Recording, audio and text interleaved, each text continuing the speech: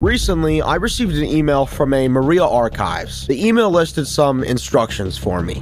This is an automated message. Do not reply. Scheduled delivery date, June 9th, 2026. The embargo on archive set Maria has been lifted. You have been designated as a public observer for controlled release. Present the materials as provided. Do not alter the order. Subject Maria Collins participated in a series of environmental boundary experiments. The attached files are recorded results. Some continuity errors are expected. Begin with folder 1. Further instructions will follow once viewing begins. Initially, I was unsure what to make of the email. Was this sent to me by mistake? I mean, there were already some errors, like the email being sent 4 months ahead of schedule. Regardless, I decided to take a look at the folder. The folder contains 5 videos, and upon viewing the first one, footage 1, we're presented with what seems to be an ordinary Minecraft world. The video starts off with a player named Tozers explaining how they made this Minecraft world with their friend, and that their friend said that they should record themselves playing on the server. Now, based off of the email, I'm forced to assume that this player is Maria Collins. Now, as to what her significance is yet to be decided. For now, just watch as she shows off her house as well as her own little bedroom. And then another player joins the server. Maria is quick to explain that this is her friend and goes down to meet him at the pathway between their houses. Maria explains to Noah that she's doing her first recording on the server.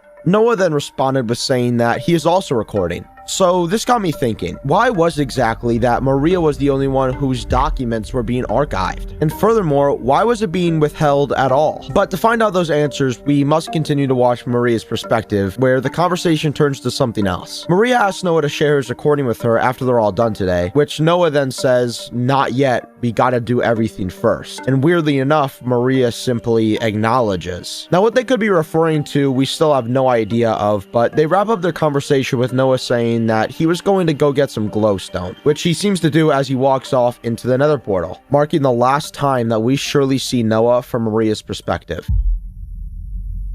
Maria, back inside the confines of her own home, goes AFK for a bit, leaving a message for Noah simply saying, "Mom's calling, I'll be right back." But as night turns to day, something strange happens.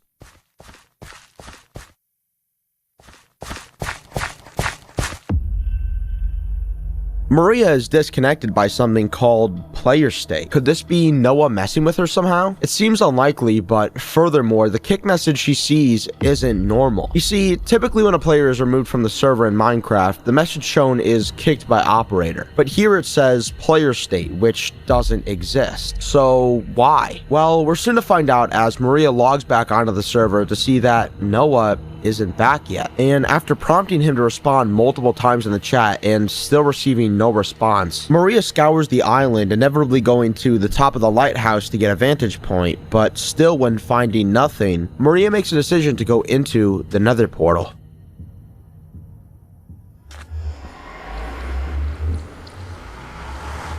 And this is where footage 1 ends. But picking back up on footage 2, we're taken to what seems to be immediately after Maria's journey through the nether portal, as we can still hear the sound playing in the background, except where Maria is now doesn't seem to be the nether at all. No, it looks far different. Noah? Where the hell am I?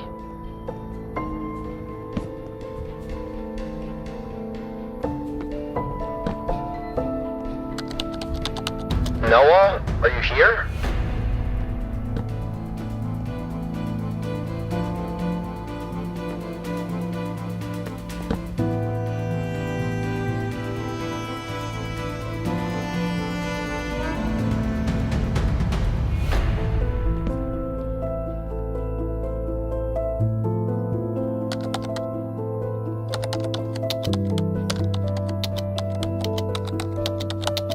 Noah, I'm getting off. I'll be on tomorrow.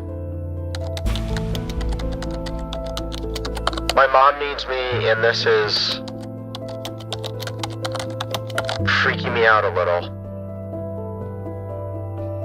And this is where footage 2 ends. We're left not exactly sure what to think about what's going on in the world. Usually by this point we'd be given some clues at least, something to solve, to decipher in order to reach some sort of conclusion on what's exactly going on here. But as far as this footage goes, there's absolutely nothing. Now, the next video in the folder is a different story.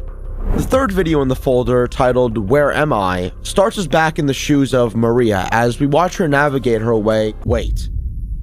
For less than a second on the far right corner, we're able to see what seems to be at first some sort of screen tear, but upon closer inspection, that's not what it is at all. You see, a screen tear usually limits itself to a certain section of the screen. However, this screen tear, as it first seemed to be, moves with Maria. So what are we looking at exactly? Some sort of glitch within the game itself? Or is it something more sinister than that? Maybe it's something watching our protagonist from beyond the darkness. Regardless, Maria doesn't seem to notice it and simply continues to ask Noah if he's on the server today, which after opening the tab list, he does seem to be. After once again receiving no response, Maria continues through the library for quite a while. That is until this happens.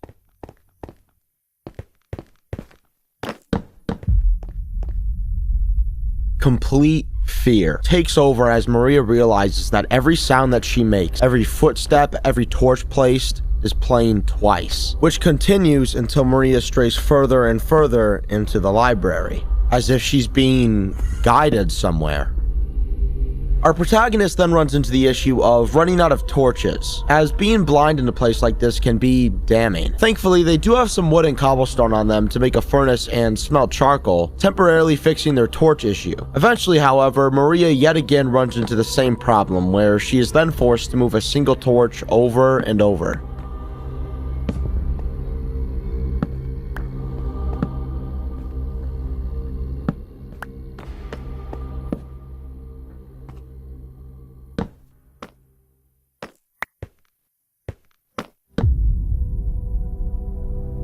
Suddenly, Maria seems to be in a completely new environment. No sign of the seemingly endless astral library anywhere in sight.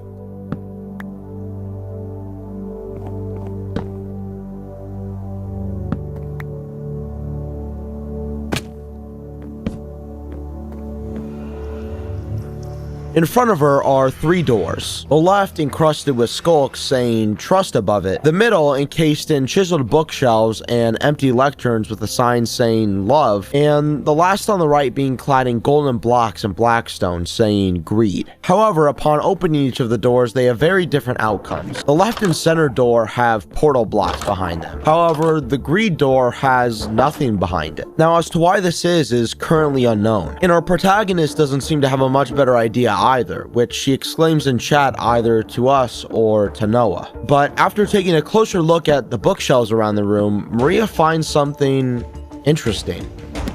Maria finds a book, and not just any book, but the Book of Orpheus and Eurydice, an ancient Greek myth relating to love and sorrow. Maria seems to be familiar with the text, also correctly identifying it as a Greek myth. She exclaims that she doesn't know what it has to do with where the hell she's at, but she opens the book and retells their story. Orpheus and Eurydice. Orpheus was a musician whose songs could calm storms and move stone. He loved Eurydice. On their wedding day, Eurydice fled a threat and was bitten by a serpent, where she died. Orpheus refused to accept it. He descended into the underworld. Before Hades and Persephone, he played a song so mournful that even the dead fell silent. So they offered him a bargain. Eurydice may follow him out, but Orpheus must walk ahead, and he must not look back until they both reach the surface. Near the exit, he turned. For one moment, he saw her. Then Eurydice was pulled away into the darkness, where Orpheus was left alone.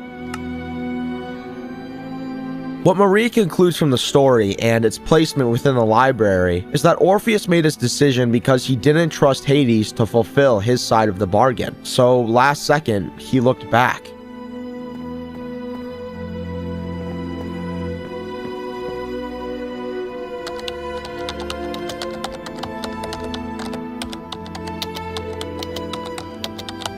I'm not even really sure how you could get greed out of that.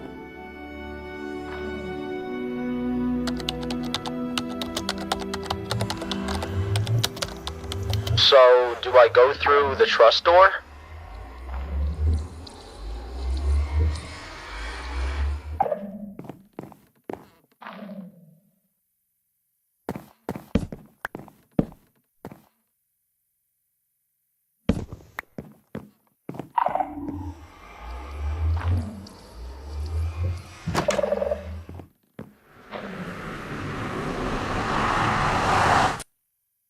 And yet again, that's where the footage ends. It seems that Maria, after reading the story and making a conclusion about why Orpheus turned back, took one last look around the room and went through the door of trust. But this does still leave a couple of questions. Like, why was there no portal behind the door of greed? And was Noah in the same room as Maria at some point? Well, as far as the portal, I believe we got our answer with the last few frames of the video. As Maria goes through the portal, just at the very end, we hear a sound.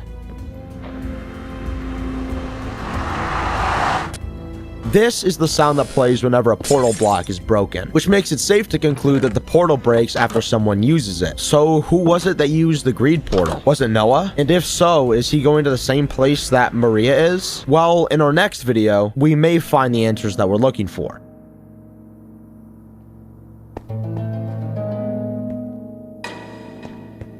The video starts out with Maria in yet another strange dimension, this time looking much more ominous than before, as Maria herself is quick to state. This place is so creepy, dude. She seems to be in some sort of infinite world consisting of large slabs of stone, with her only way to progress requiring her to sometimes jump incredibly large gaps, making the situation incredibly dangerous. All it would require is one slip up, and into the void she would go. Well, that was close.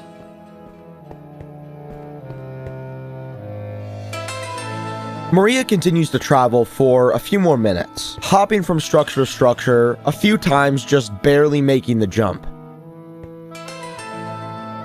And eventually, she comes across something strange.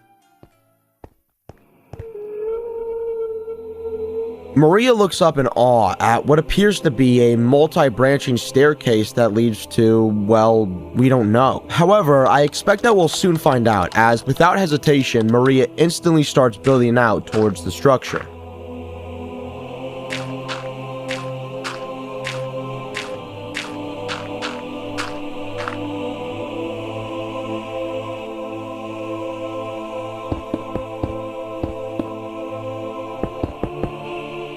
Now, the exact reasoning as to why something like this could exist in this world to begin with is already lost to me. However, it's very clear that so far Maria has been somewhat led and directed here.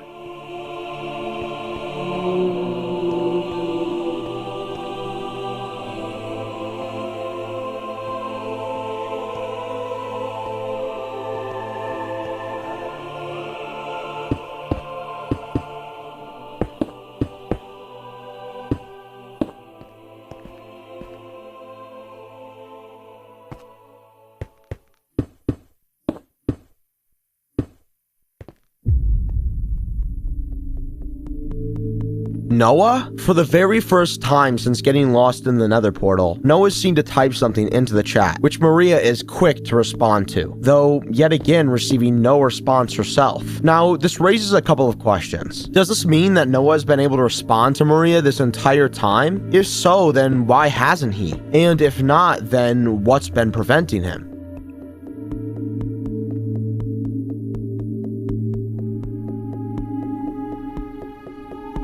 Regardless, Maria continues to climb up the staircase, which doesn't exactly seem to be, well, flawlessly designed to say the least. It contorts in odd ways, only ever branching out or up, but rarely is it a complete staircase, causing Maria to have to build up and break blocks to even continue her journey upward. And furthermore, it only seems to get worse as she gets closer to the top, which after some time she eventually does do, as she's faced with this.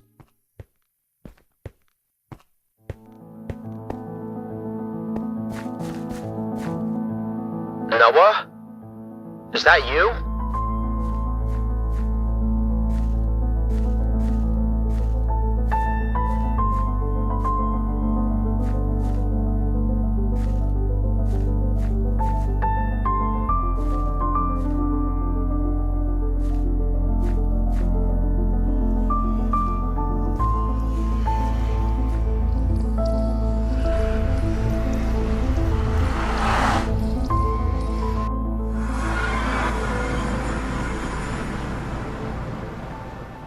With this video coming to an end, Maria is seemingly reunited back with Noah. But only for a moment as he's seen leaving through a massive portal, almost as if he's trying to evade Maria. But why? What reason does Noah have to lead her all this way? Well, Maria's journey is soon to be at an end as we go into the final video in the drive.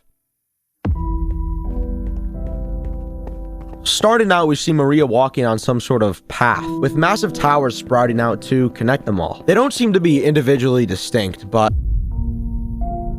Wait, we aren't watching Maria? Then who?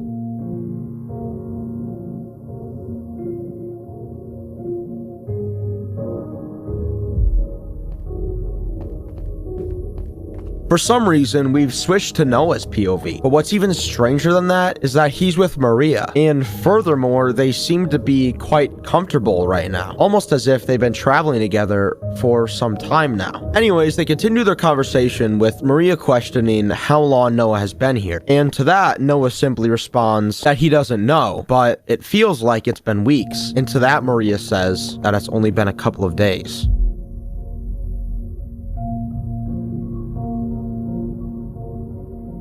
Are you sure? Yes, Noah.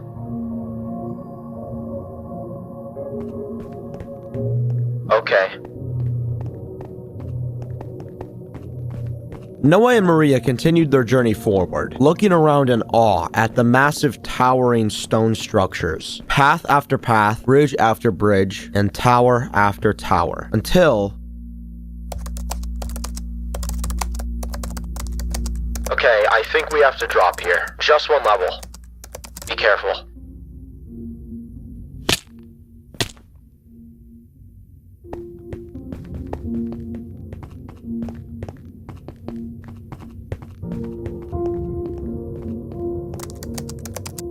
Hold on now.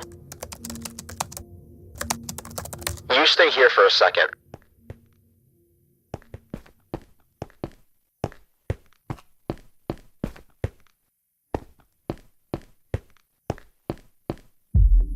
Noah's been keeping notes on Maria this whole time, but how? He hasn't even been with her most of the time. None of this is really making sense so far. When did Maria meet back up with Noah? Why are they so friendly? And why is Noah taking notes of Maria? Noah then adds another entry to his journal, saying that the subject seems to be cooperative thus far, and I can only assume that he's referring to Maria.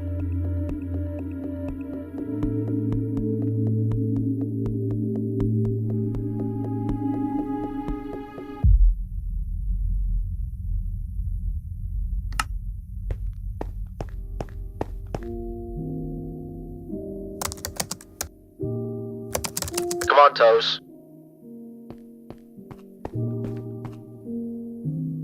Okay.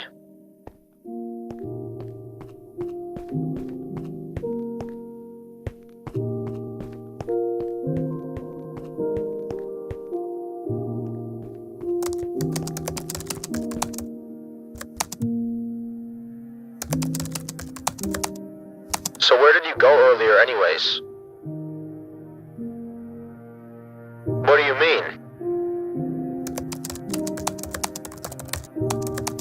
After the library, remember? I followed you.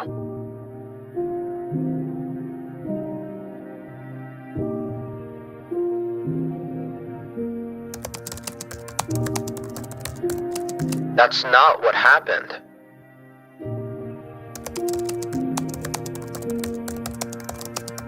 Maria, that's not what happened.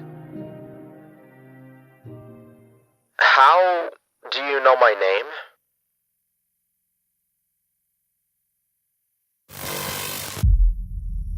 And that's where the footage ends. This video opened up a lot of questions for us, so we're just gonna rapid fire go through all of them really quick. First off, as I had already questioned, why is it that Noah's taking notes of Maria? Is that how he found out her name? By stalking her? To be honest, I assume that he already knew, but I guess not. I suppose that would take us back to the very beginning, where she stated that Noah was the one that said that she should start recording her POV, but she never elaborated how or why they started talking. Was this some sort of plan that Noah had made in order to get to know Maria somehow for some malicious purpose? Maybe, maybe not, but what I do know is that Noah did leave something behind. You see, back when he was going through his notes on Maria, he left something. A code for whoever was supposed to watch this footage before me. You see, I'm assuming that because this footage was sent to me so early, it completely missed the vetting process, which explains why things like Noah's footage was still in the folder. Anyways, if we look back at the footage containing Noah's notes on Maria, we notice a clear pattern where each page is separated by 3 distinct parts. And if we take the first letter of each of those parts, we get this, which isn't anything by itself, but after deciphering it as if it was an alphabet cipher, this string of numbers comes out, which to me looks like an IP. And after trying it,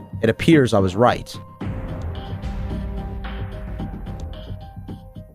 I had to move quick. I knew that if I was ever caught on the server, I would be banned and there would be no way of me ever finding out what happened to Maria or Noah for that matter. So the first thing that I did was I checked their houses. And after looking at Noah's, it appeared to be completely empty, which was weird because based off of Maria's house, they've been playing on the server for some time now. Anyways, I continued to look around Maria's house for a few minutes. I checked her room and the balcony, which appeared the same as it did in Maria's footage, except on the first floor, I found something interesting. Both of the back doors and what I can only assume to be an attempt at a basement door were all cut in half. As to why this is, I don't know, but it only got worse as I went outside, where a chest was sitting and inside of it,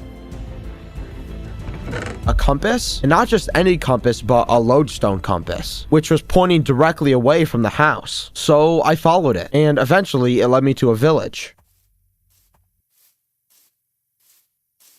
I looked around the village for a few minutes, and looked, but nothing. I couldn't find anything. I mean, I didn't even know who left the compass in the chest. Maybe it was just supposed to lead to the village. Regardless, I did want to find the actual lodestone that it pointed to, so I kept looking. And after a few more minutes,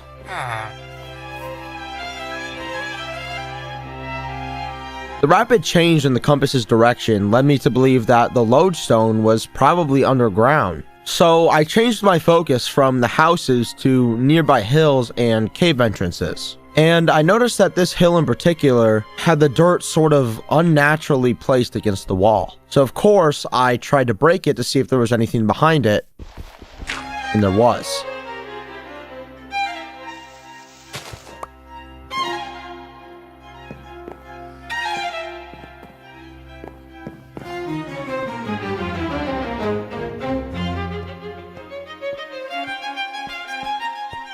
The entrance opened up into what appeared to be a huge library, but as I take a look around, while it looks beautiful and definitely unique for sure, most of it seemed a little empty or cleared out. Well, everything except for a lectern right in the middle of the library. The lectern contained a book that said Maria Archives on it, with a new drive link.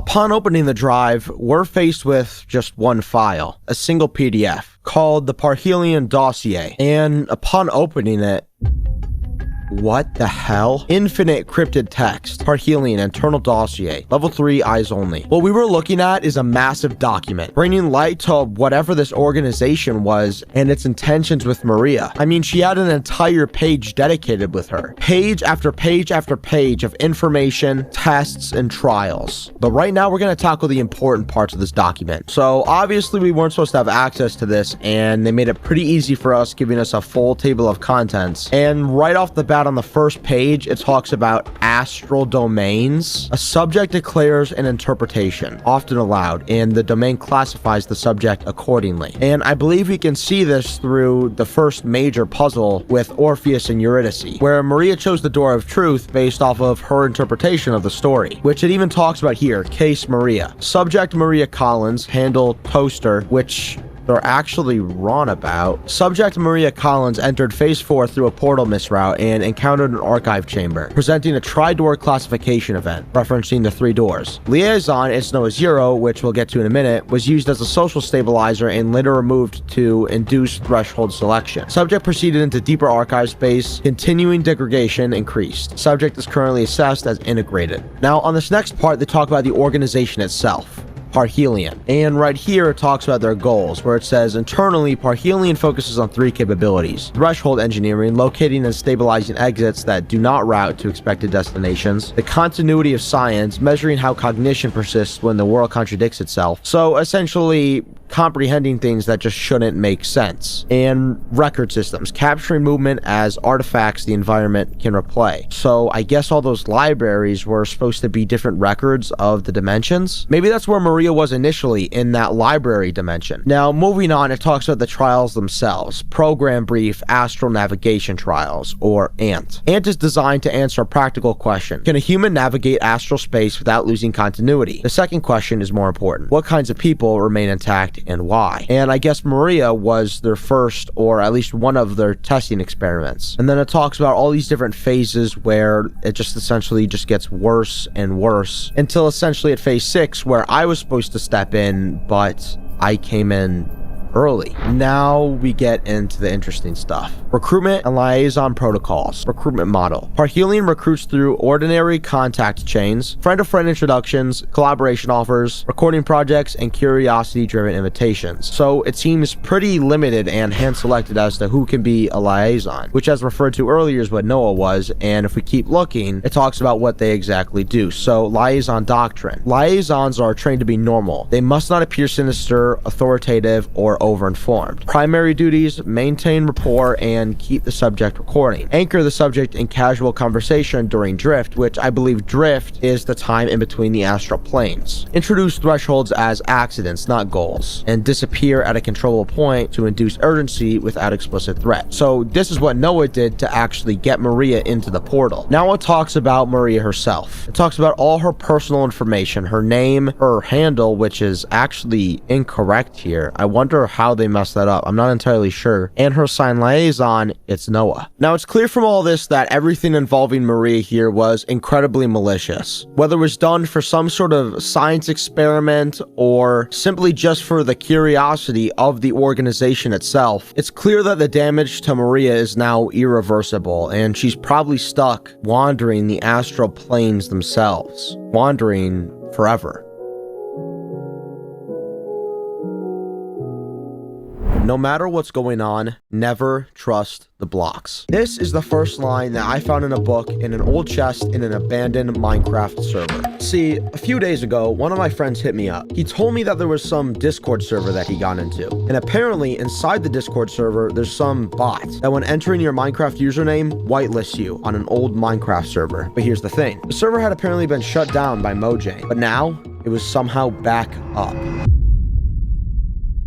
After hearing this, I was of course super interested. So I asked him how I could get into the server. Unfortunately, the invite link didn't seem to work anymore, but thankfully, Cal was kind enough to set up everything for me. So after entering my username and sending me the IP, I was ready. Well, that's what I thought, at least. After loading onto the server for the first time, I realized 2 things immediately. One is that there was floating grass everywhere, which by all means should have gotten destroyed by the Minecraft physics engine. And second is that I was immediately placed in adventure mode, making me completely unable to break any blocks. There was also a bulletin board placed in front of what seemed like some sort of base. On it, there were 2 signs asking for someone to get more iron and to clear some zombies that were left in the mine. So I started looking around a bit to get a good idea of the surrounding area. And after just a couple minutes, I found some sort of wooden structure. Maybe the mine that they were talking about? Okay, they said that there were zombies in there, so I'm not going to take a look around just yet, but I think the surrounding area still needs a little bit of a look around. I don't know what it is with the server, but like the fog is insane. These chunks not loading?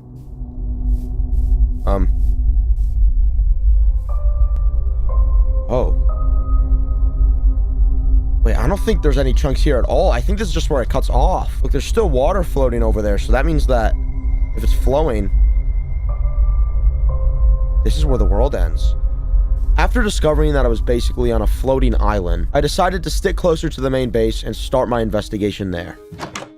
The first thing I noticed after entering the house is that there were 4 separate rooms, each with a sign above the entrance showing whose it was. Well, all except one.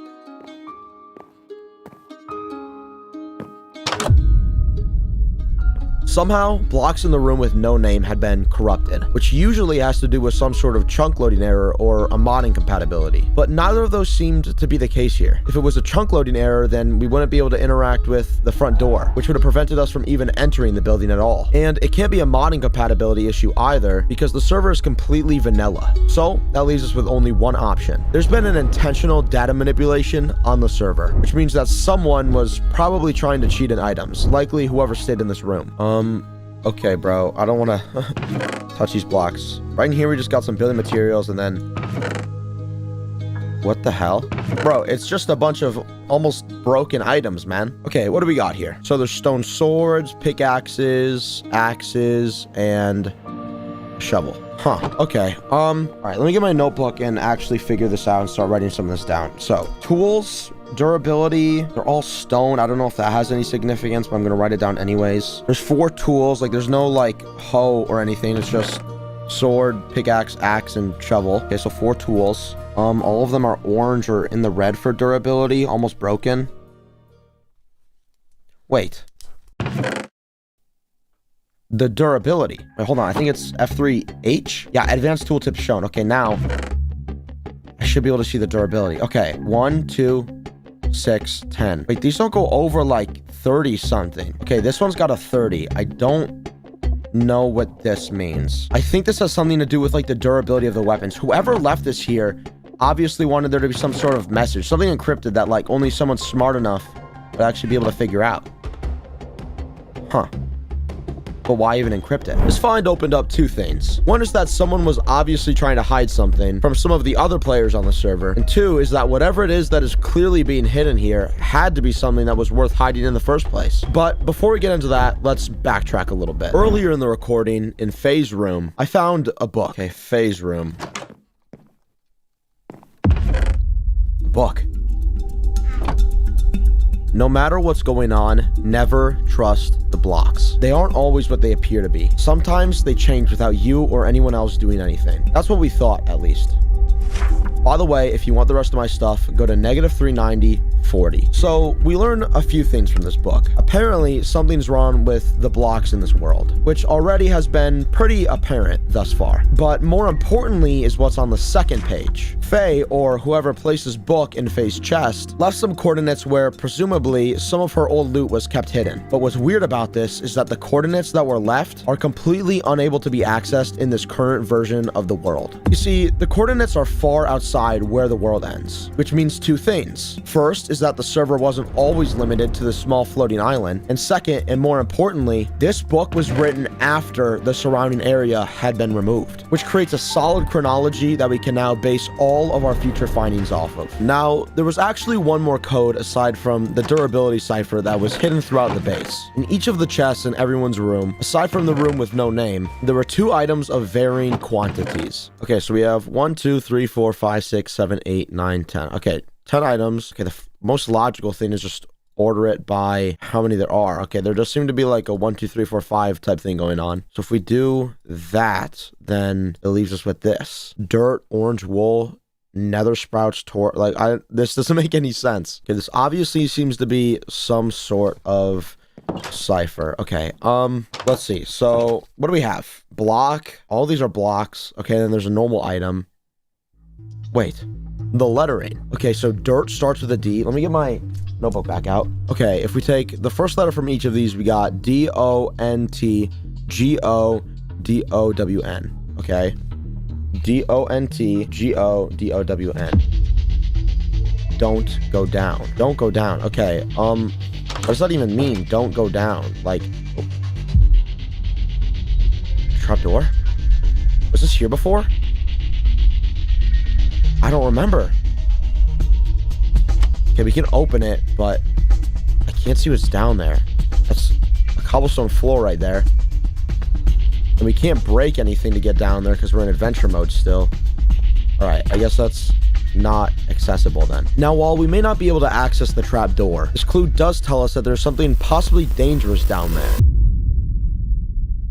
Now, circling back to the durability cipher, we're left with this. Okay, so obviously these items aren't random. Their types have to matter. So for now, let's just assume that them being stone has no significance, and let's just look at the tools themselves. Right now, I'm thinking maybe the tools are some sort of symbol. Like, so if we look at a sword, this could be like a down and to the left type arrow, a pickaxe being like an up and to the right type arrow, an axe being a down to the right type arrow, but then we're still left with the shovel. So that makes that theory pretty much null. Also, if we think about it through the symbol route, then it still doesn't make a whole lot of sense because that still ignores the whole durability thing, which I'm pretty certain that the number for the durability has a lot of significance here. Now, because these only seem to generally go up to 26 outside of what seems to be just the stone shovel, I'm thinking that these have something to do with the alphabet, so lettering. Now, the stone shovel obviously being some sort of, random factor here, we can just sort of ignore for now. So let's just assume that the swords, pickaxes, and axes have something to do with lettering, the alphabet. The obvious solution here is we look at something like the stone sword, we see that it's a 1, and we just say it's an A. The issue here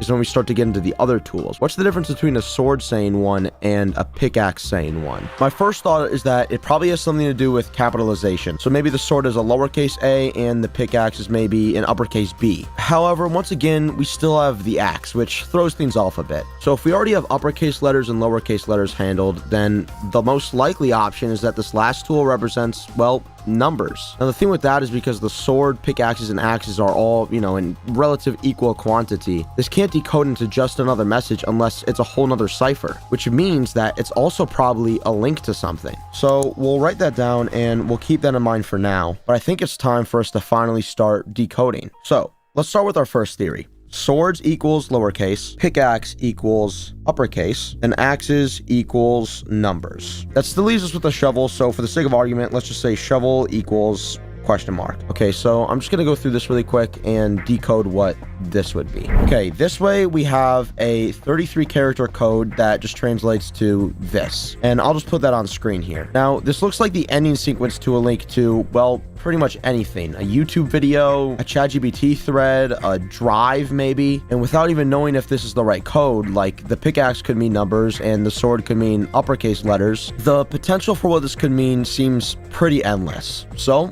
we have to narrow things down a bit. So for now, let's stick to what we know. So we can take this, put it at the end of a Google Drive link, and error. YouTube video maybe, also an error, and a ChatGPT link, also nothing. Now, what I think the important thing to remember here is that this is supposed to be decoded. This was obviously left here by somebody, maybe whoever stayed in this room, maybe whoever did this to the room, possibly the same person, but this is meant to be decoded, so I can't imagine that this is meant to go to some obscure website. I think by limiting ourselves to these 3 different websites, YouTube, ChatGPT, and Google Drive, I think that's where we're most likely to find something. So let's just decode this again, but switch out what the tools represent. This time I'm thinking we use the sword as a number, the pickaxe as the lowercase letter, and the axe as the uppercase letter. I'm also going to try switching the character for the shovel around. It could be something like a slash or an underscore maybe. So yeah, I'm just going to continue decoding this over and over and over until we have something actually tangible. Okay, so after sitting here for an uncomfortable amount of time, I think I found something.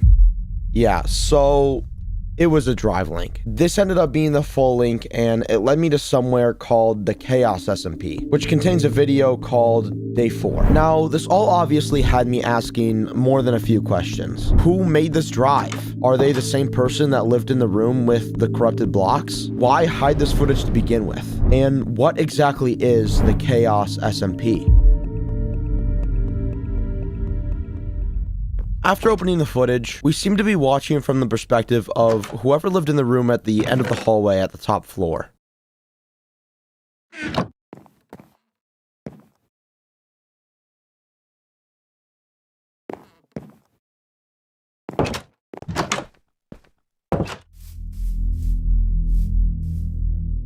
Something's already wrong. This version of the bulletin board is not the same that we found when we logged onto the server. And what's even stranger is that this version of the bulletin board seems to take place after the one that we found.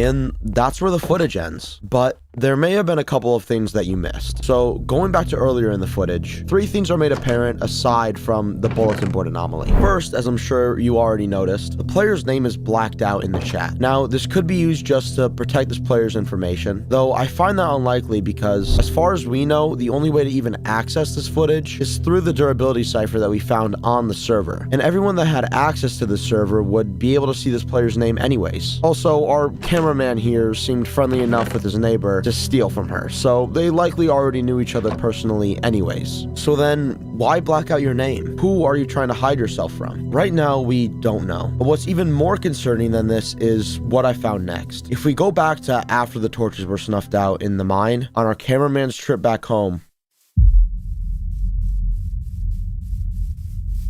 there seems to be someone watching him from the upstairs window. But who? And what's even weirder is that when we continue the footage,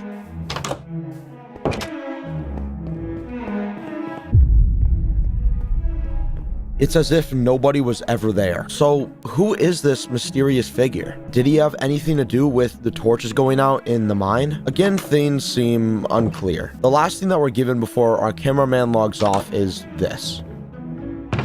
Someone has been in Faye's room. We know this because at the start of the footage, there wasn't this 16 cobblestone in the chest. Aside from this, there's not much more to pick apart from the footage. And seeing as it was getting late and my brain was absolutely fried from solving all these different ciphers all day, I decided to log off and just leave the rest for tomorrow.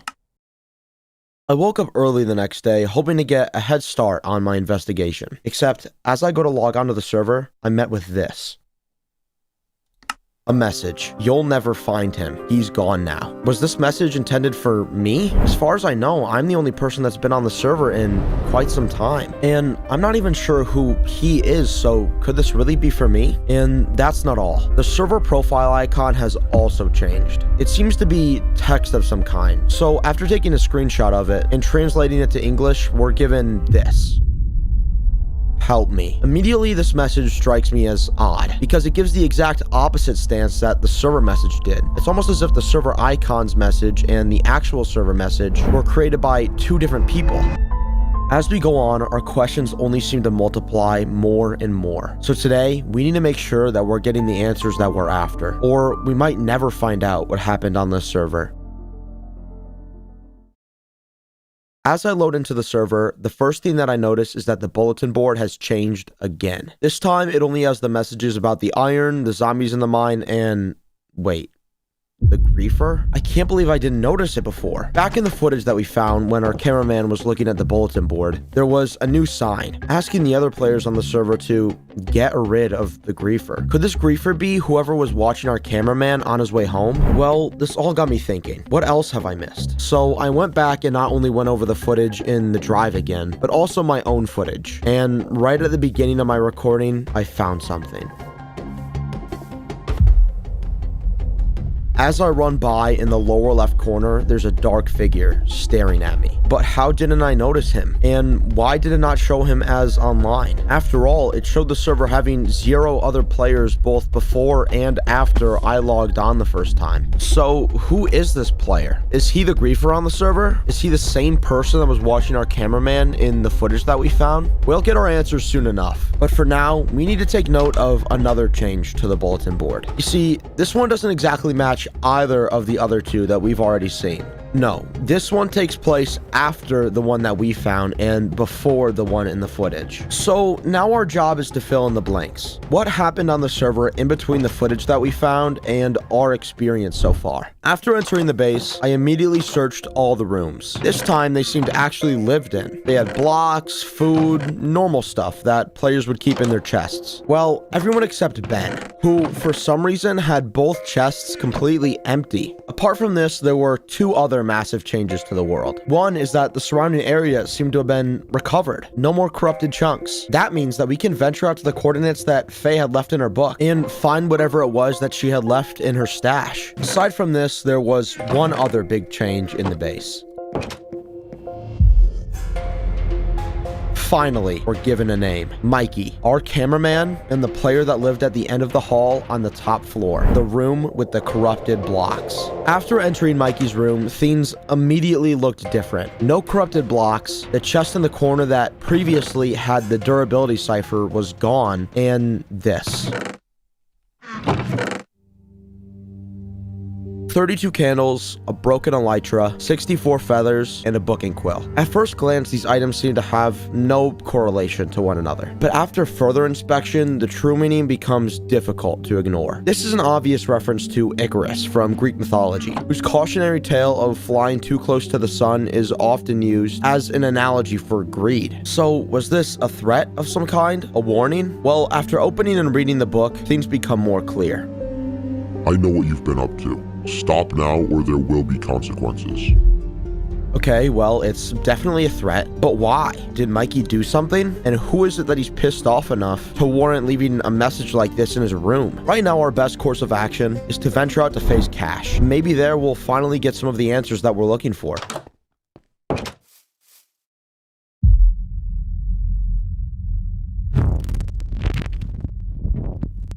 Stop looking for him.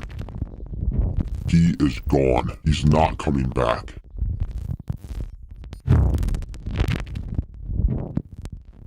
Don't play dumb, Alex. You have no power here anymore. The server is mine. Give up. What? Who the hell is Benji? Ben? I thought that the server had been abandoned, but I guess not. It's obvious now looking at them side by side that this is the same person that was stalking Mikey. And their disappearance during the footage makes a lot more sense now too. Ben is the griefer. He's the one that's been corrupting the world. At first I thought that it might have been Mikey. I mean, after all, the corrupted blocks were in his room. But now I'm starting to think that Ben did something to Mikey. Our only hope now is that Faye somehow knew about all of this. So we continue on to her cache.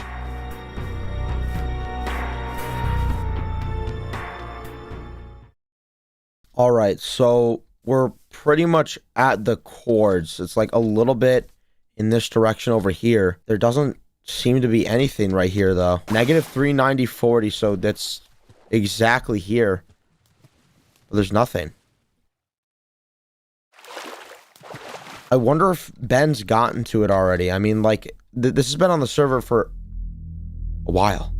Wait, there's something wrong with this lava pool. This isn't naturally generated. I'm thinking that there might be something underneath the lava. There's a missing lava block right there. There's definitely something down there. Someone interacted with this. But if we're wrong, then we could lose everything. Our spawn resets. We have no idea what's going to happen. I think we just have to risk it. Oh no. Oh! Pool. Is this what we were meant to find? Is this Faye's cache? There's nothing here. Except the book. The library has been destroyed. I'm leaving now. There's no hope for us anymore. I'm sorry I couldn't save you, Mikey. What? That's it? After all this, this is all that's left? It looks like Ben's gotten to it almost. Like it's completely destroyed and empty. Wait. Carpets.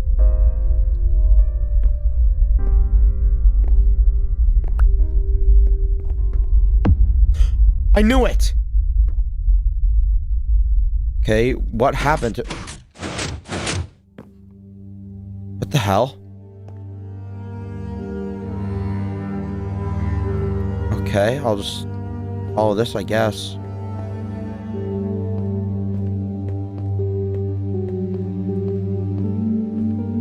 Oh my lord.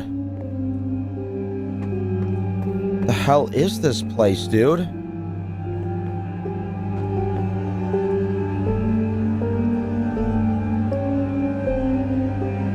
Look. I can't take this anymore. Mikey is gone. Alex hasn't been online for months. Ben has gone completely mad with power. How the hell is he even doing all of this? I wish things could go back to the way that they were before everything started. Before Ben had control. Before I had to solve all of these puzzles just to survive. I miss you so badly, Mikey. I never would have thought that things would end up this way. You should have just told me what Ben was up to. Why did you make me go through all of this? I can't stay here anymore. There's nowhere else to go. Now all that I'm left with is the sorry memories of what once was. Goodbye. A link. So it seems that Mikey had been making all of these ciphers for Faye, slowly showing her the truth of who Ben really was. But by the time that she found out, it was already too late. Mikey was gone, corrupted. But that's nothing compared to what I'm about to show you. After opening the link, we're taken to a photo where Mikey, Ben, and likely Faye are standing, except they're not alone. Cal? Cal is Alex? I mean, I thought that it was strange that he hit me up on Discord out of the blue after we hadn't talked in forever. And it was weird that I couldn't get invited to the Discord server, but I didn't think anything of it at the time. But as hard as all of this is to believe, it does make sense. From what we can tell from Faye's journal, Alex had been gone for months. And during all of that time, Ben has somehow figured out how to cheat on the server, corrupting it all the while. Corrupting Mikey. After corrupting Mikey's player data, he had become a ghost on the server. And that's why it never showed him as online when he was watching me before. That's who was reaching out to us through the server icon. Of course. As Mikey started catching on to Ben, Mikey became a target, with Ben first giving him the warning in his chest, comparing him to Icarus, saying that Mikey was flying too close to the sun, getting too close to the truth. So when Mikey reached out to us, the language that we had to translate it from was Greek, playing into Ben's characterization of him. Mikey was leading us to him, but that still leaves a few questions unanswered. What's with the timeline on the server? How do we keep going back and forth in time? And the bigger question, what's under the trap door? After finding the book, I logged off the server and sent Cal a message. This isn't over.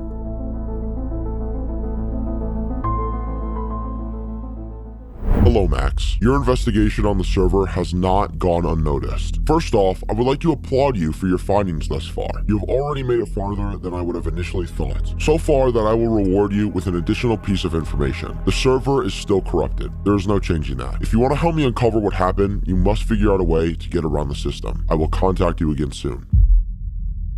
This message was sent to me soon after I had uncovered one of Minecraft's biggest mysteries. See, a few weeks ago, I received a message. The message talked about a Minecraft server that had supposedly gotten shut down for suspicious activity. However, after mysteriously coming back up, I was sent to investigate it. And after logging onto the server, I was faced with puzzles galore. Missing chunks, ciphers I've never seen before, disturbing footage, and much, much worse. Also, this is a continuation of another video, so if you're interested in the full story, I would highly recommend checking the first video out first. Anyways, after dozens of hours of detective work, I had finally found my way to an abandoned library where I had found this.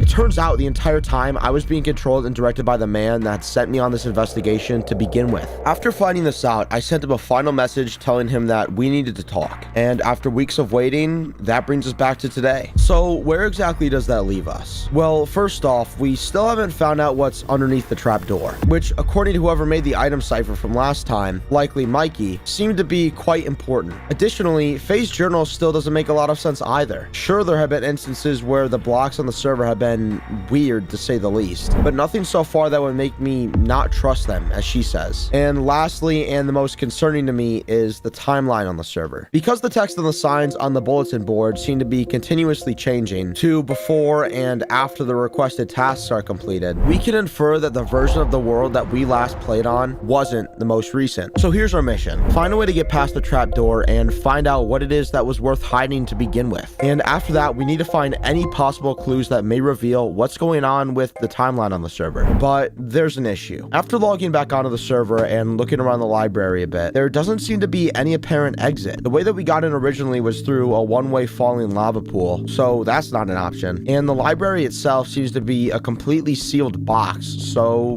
what do we do? Well, there is one thing that might help us get out. Next to the lectern that we found Faye's last journal in is a chest.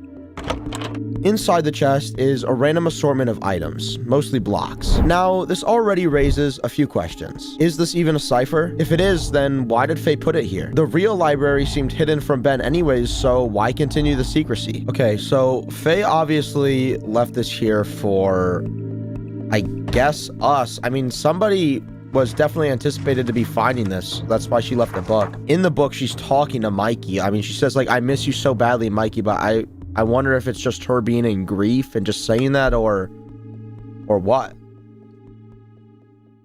Now, as far as the chest goes, the items in here seem to be some sort of code for something. Now, the main giveaway here is the fact that there are 2 oak planks and 2 oak leaves that are placed separately instead of in a stack. So they definitely have to mean something. Now, as to what they could mean, we don't know yet. But we could decipher the same way we did the last item cipher, and we just take the first letter from each of these items. But if we do that, we get this. And even after mixing around all the letters, assuming it's some sort of anagram, or using any type of Caesar cipher, we still get, well, nothing. So if the names don't have any significance, then what are we left with? Well, numbers. You see, each item in Minecraft is assigned a specific number unique to it called an item ID. And when we take the item IDs from each of these blocks, we're given this. An 11 number string that at first glance means seemingly nothing. But after treating this as an alphabet cipher and turning each number into its corresponding place in the alphabet, then taking those letters and rearranging them, we're given this. Under the arc. Now, this can only be talking about one thing. Throughout the library, there are 5 stone brick arcs that at first seem to be just another aspect of the room. But now we're being told by Faye that there's more to them than that. So I take a closer look at the arches. I look for any compartments, buttons, anything that could possibly reveal something. And then this happened.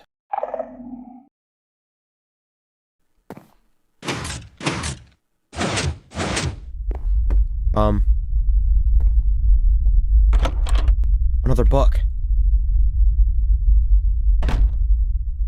164. Another clue? For someone who is seemingly so upset with the constant ciphers that Mikey had been leaving for them, Faye does seem to use them a lot. And why? It doesn't look like Ben has found this place yet, so what's the... So this is where Faye has been hiding everything. It's clear to me now that you aren't Alex. He's far too cowardly to come back here. And he wouldn't have made it this far anyways. So, I'm giving you one chance. Don't come back.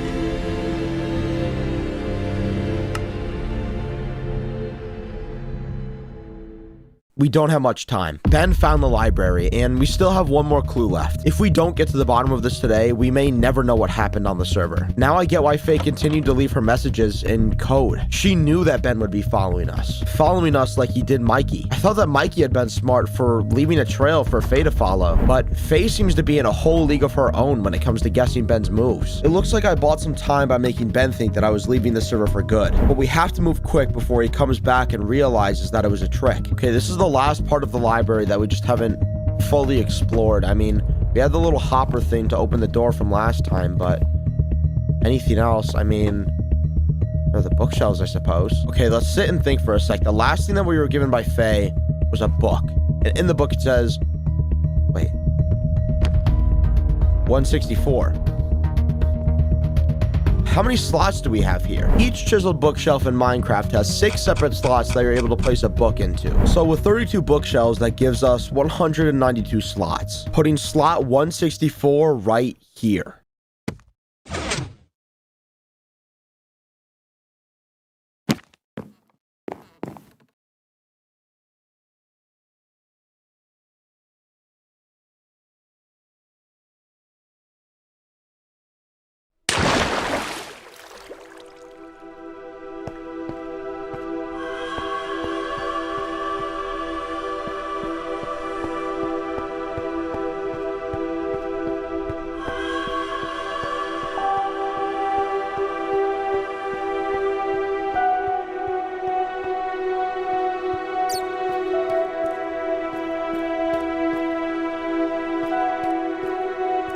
What the hell was I looking at? That's all that was going through my mind as I stared up at whatever the hell this was. At first, I thought that it might be some sort of shrine. Ben has certainly made himself out to be some sort of god. And if it is a shrine, it's certainly not like any shrine that I've seen before.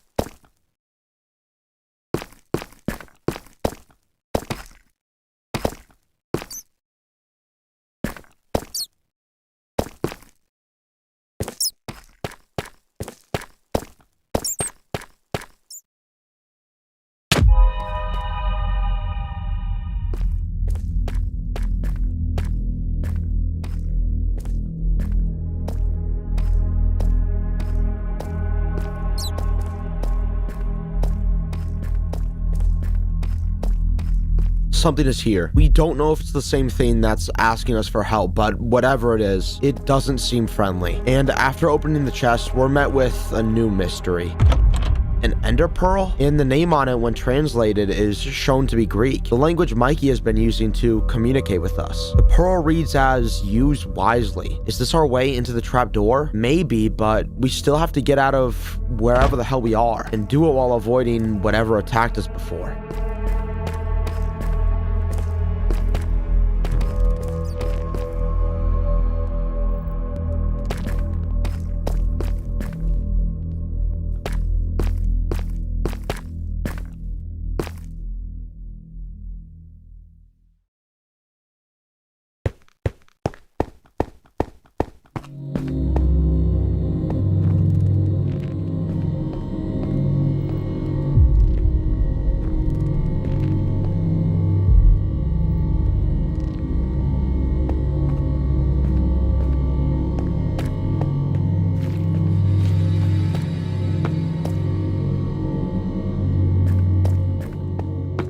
Okay, what is going on? First off, I don't remember seeing that hole in the middle of the obsidian structure the first time around. And what's with the blocks changing the second that I look away? It almost feels like I'm being controlled, led somewhere.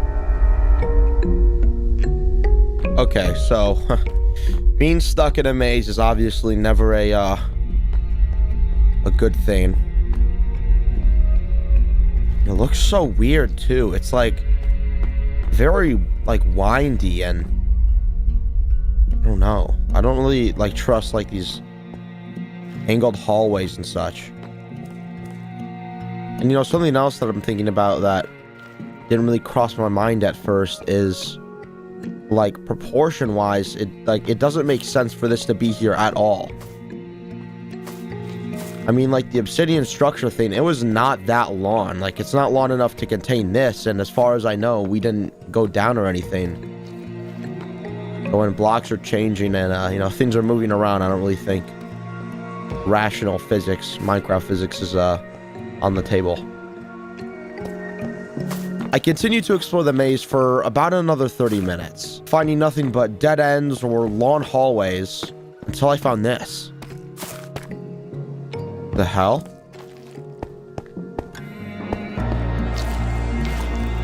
Wait, this is the house from the start.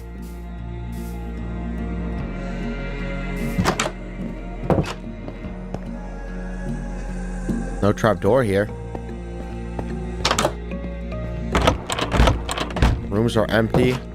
Wait, there aren't even signs on the doors this time. What the hell?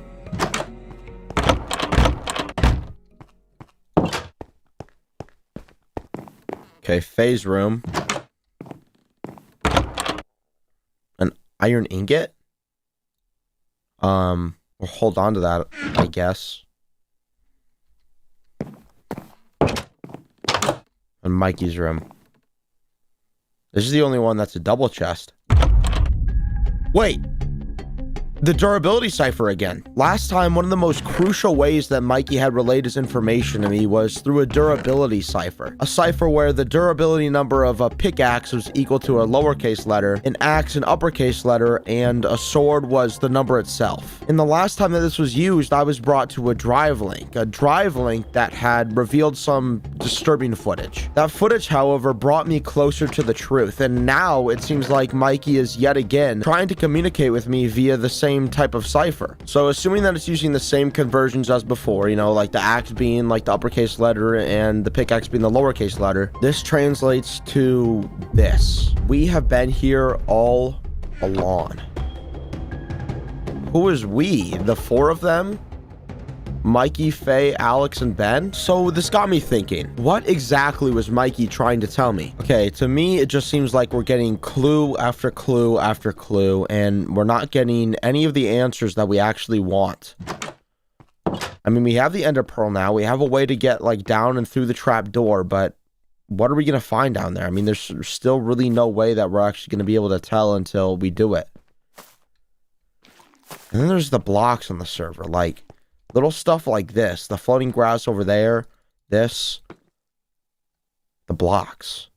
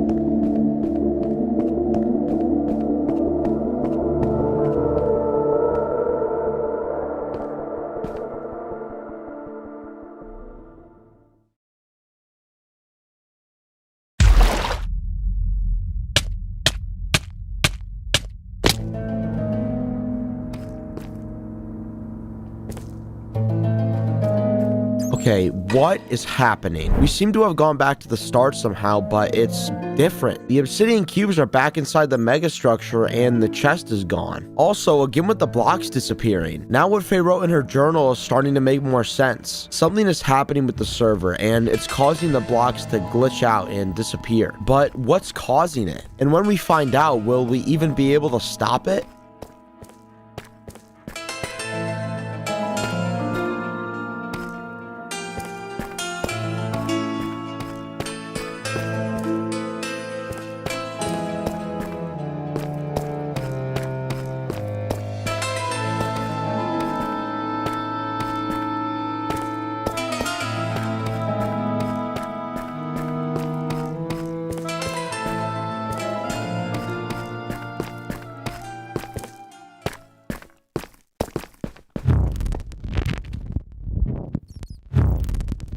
I told you not to come back. Now, you will join them in the loop.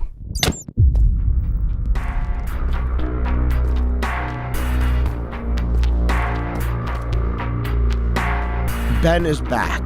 But how? The server showed me to be the only player online. Is he able to conceal himself somehow? And how long has he been following us for? Since the library? Before then? I don't know, but this got me thinking. Was Ben behind all of the strange activities with the blocks? So I went back, and every time that I looked away and the blocks changed, just for a split second, an effect flickers across my screen. It happens while approaching the obsidian cube, then twice within it. The same effect that happens whenever Ben joins the server. So was Ben leading me this whole time to this? To some sort of loop? I'm still not sure, but the only way to get the answers we want is by moving ahead.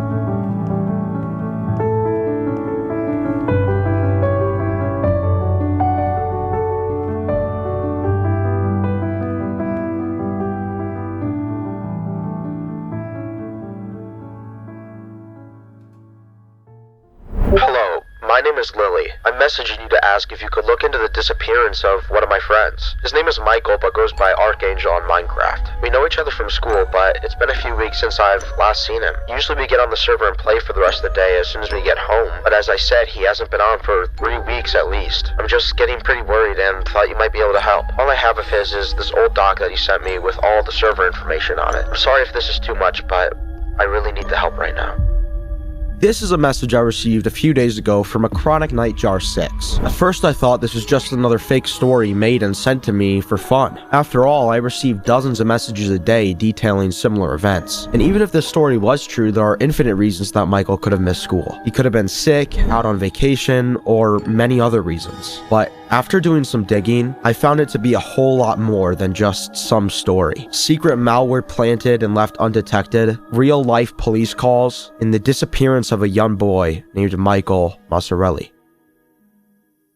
Our investigation starts out with evaluating our evidence, the Google Doc. When opening it, we're met with a single page, showing the server IP and a list of rules. The rules seem pretty standard, listing things like no harassing other players, no griefing, no cheating or exploits. Rules very typical of a Minecraft server. However, these rules already hint at something that Lily seems to have left out in their initial message. It seems that, based off of these rules, there were at some point other players on the server.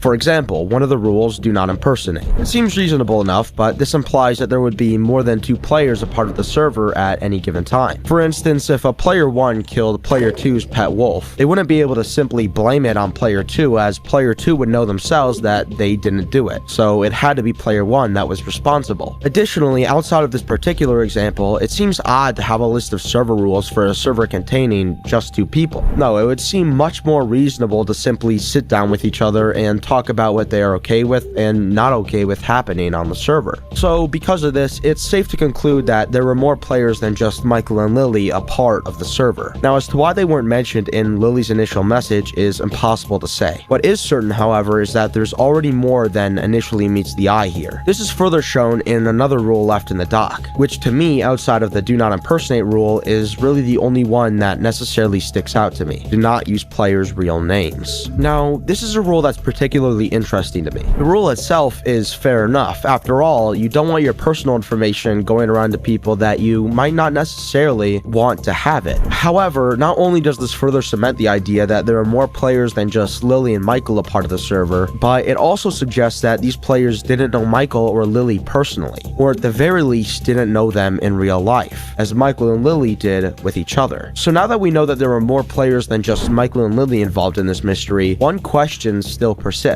Was this Michael's server at all? I mean, Lily did say that it was Michael who sent her the doc, however, she at no point said that it was Michael's server. So then, if not Michael's, then whose server was it exactly?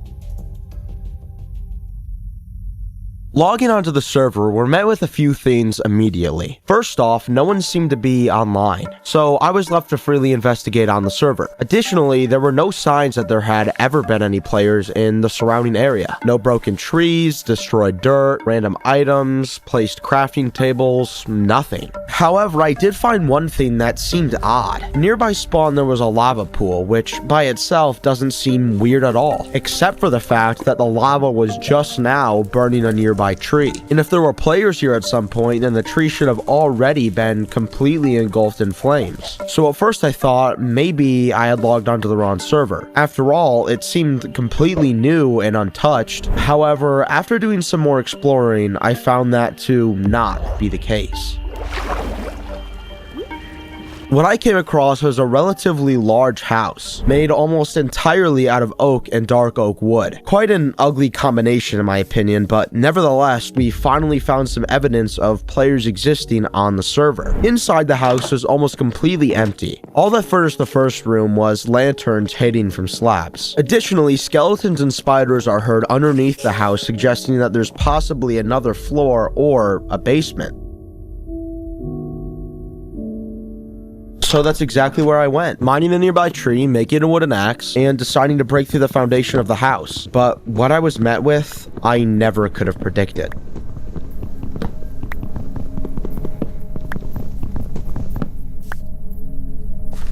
There are no mobs, but I was just here and I just heard multiple skeletons and spiders underneath the floorboards. And what's even weirder is the random black staircase placed right in the middle of the room.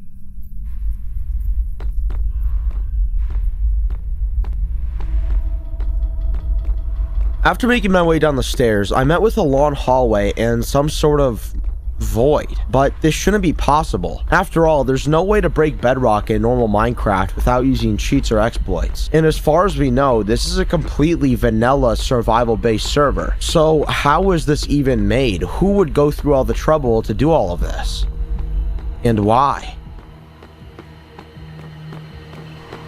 After a few minutes of walking, I finally arrive at what seems like the end of the tunnel. But as I approach closer, something strange happens.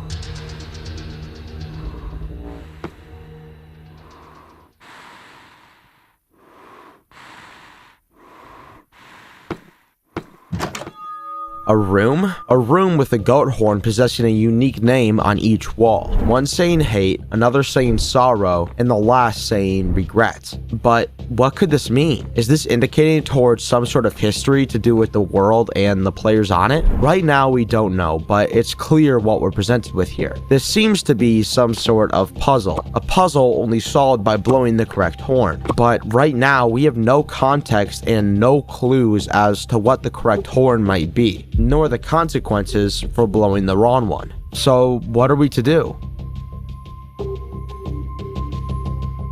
Well, we're actually given another clue here. You see, after renaming a goat horn in Minecraft, the type of horn it is still remains. In Minecraft, there are 8 different distinct goat horns, each with their own name and sound. And if we hover over the named goat horns that we've been given, we can actually still see the type of horn that it is. The hate horn being ponder, the sorrow horn being seek, and the regret horn being seen. So what does this mean exactly? Is it supposed to be some sort of compound phrase, saying something like ponder on your hate or seek sorrow? I mean, maybe, but that still doesn't really make a whole lot of sense. So the most likely option here is that we're still not being given enough context. Regardless, I'm sure that the horror names will come back up later. For now, let's just... Wait. Who was that? I thought the server had been abandoned, but it seems that's not the case. Hello? Hey, Who are you? it's Lily. Oh, okay. Thought you were someone else.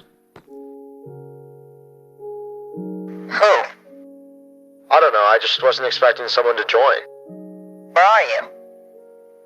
I'm in the hallway thing underneath the base. What base? The oak and dark oak one across the river? I'm not sure what you're talking about. Here, I'll send you my cords and meet you outside. Okay. While it was definitely a shock to see Lily join the server again, I was actually quite thankful. This gives me a new opportunity to learn more about the server and question her about some of the things that I found. So I made my way back down the hallway again and up the stairs, out from underneath the house, and met Lily in the front yard of the base. Hi. What's up? I've never seen this place before. Really? It's right next to spawn. This isn't your spawn. What? I spawned like 250, 300 blocks away. No, spawn is like really far away. I don't know why you spawned here. Weird. Here, I'll take you to the actual spawn. We have a whole thing set up. Okay. So I followed Lily for a while. We didn't really talk much on the way, but eventually we came upon this.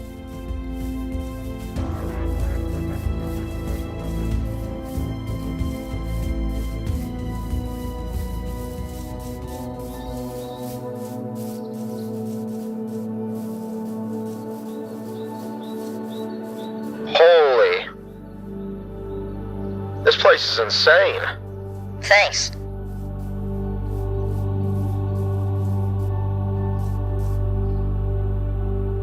You don't want to know how long we spent building it. Yeah, it looks like you spent a long time on it.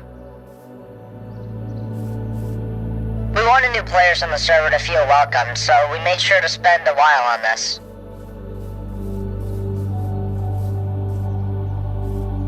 That's smart. This is really nice.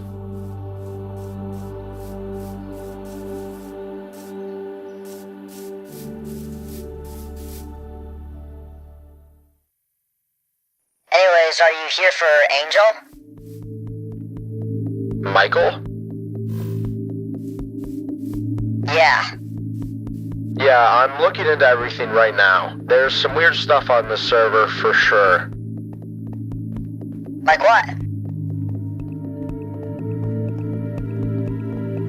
Well, like I said earlier, I didn't spawn here. I spawned somewhere else. But someone had clearly been there, because there was a house, you know?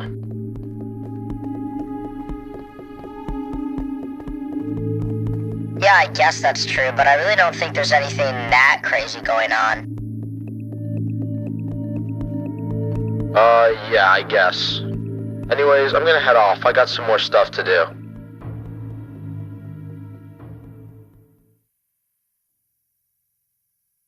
Something's wrong. This doesn't seem like Lily at all. For one, their gamer tag is completely different than their Discord ID, which isn't inherently suspicious by itself, but they also referred to Michael as Angel, when Lily and I have only been referring to him as, well, Michael thus far. She could have just been following the server's rules, but it seems a bit late for that, and no one else was online at the time that Lily and I were having this conversation, which makes me think that Angel is what they know him as in Archangel, his gamer tag, not Michael. So it seems in this case, if this isn't Lily, then the server's rules did hold true, and Michael's real name hadn't been leaked to this player until I did it myself. Regardless, what stuck out to me the most was her last comment about how there didn't seem to be anything weird about the server, which makes no sense to me, as Lily herself was the one that sent me on this journey. So it doesn't make any sense for her to not think it had anything to do with the server, or she wouldn't have pointed me in this direction, which hints at something disturbing. If this isn't Lily, then how did they know that I would be on the server looking for information about Michael? Does this mean that they could possibly be behind his disappearance?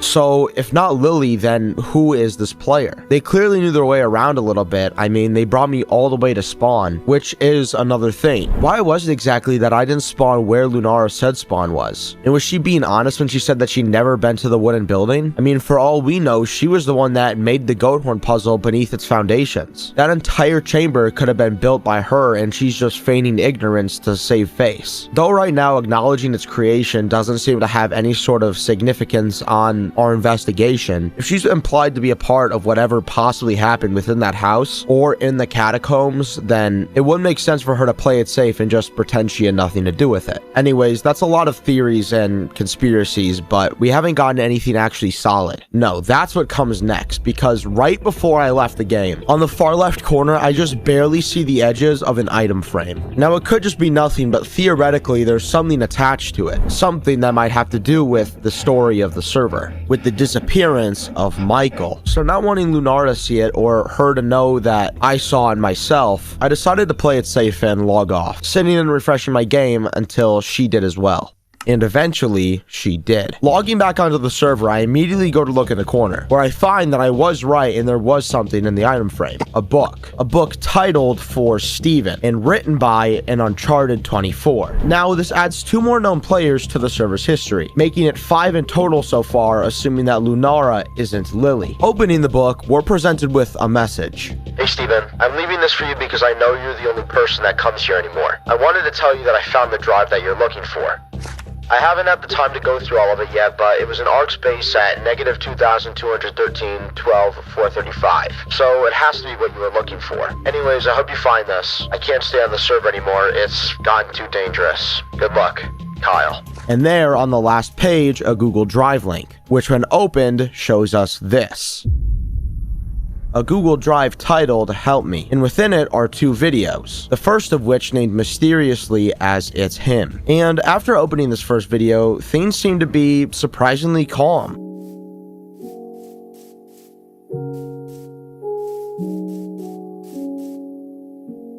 Yo. Amelia.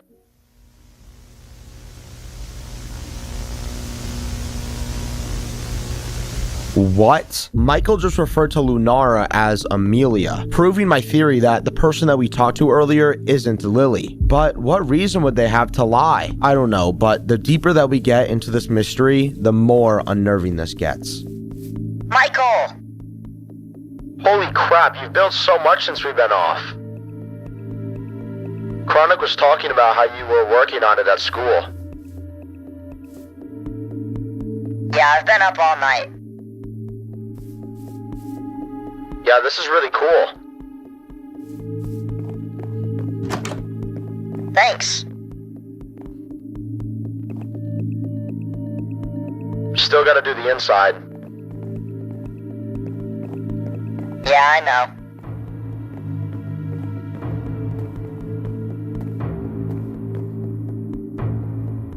It's okay. We will have time. Anyways, remember how we were talking about that trip the other day? Uh-huh. Yeah, well, we could probably do it soon. My mom just gave me some extra money, so if you want to pick me up soon, we could go.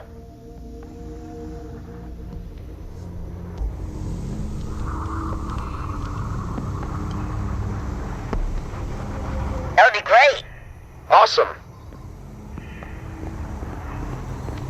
It's crazy how we just met through the server, and now we're like best friends. Yeah.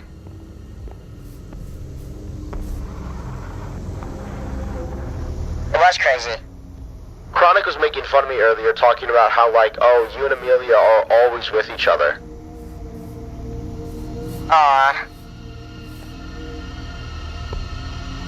Yeah. Anyways, if you want to pick me up, like, sometime next week, we can figure it out. I live at...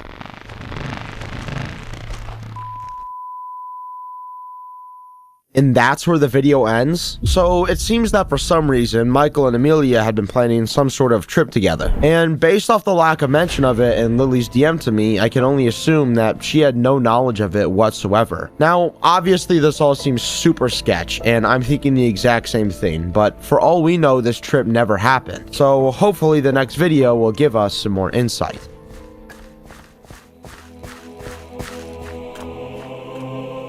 Hey, where are we going? Can I get a torch? Yeah.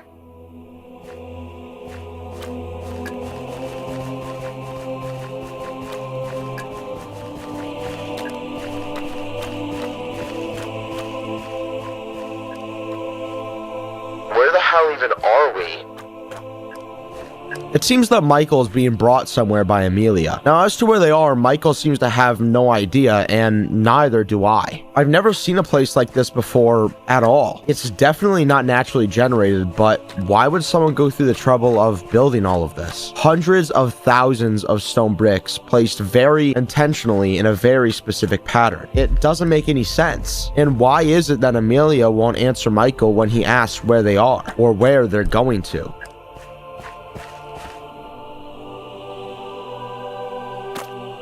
We're almost there.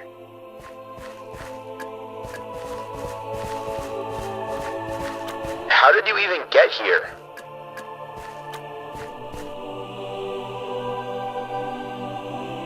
I just spawned in here.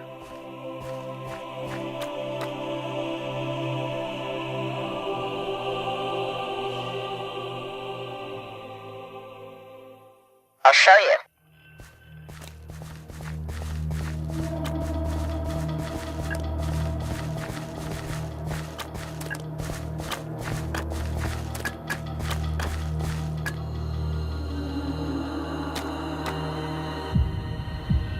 Just a few more minutes.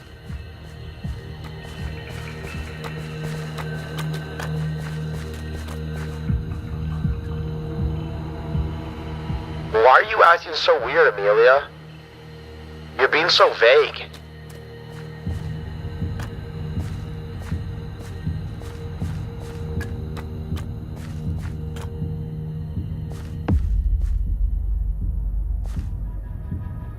What?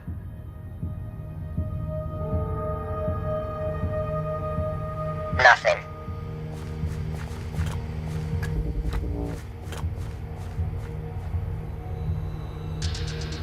What the hell is wrong with you today?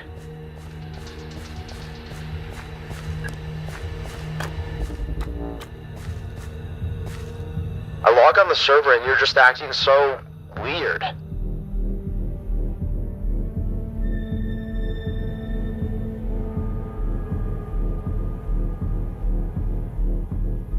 I'm sorry.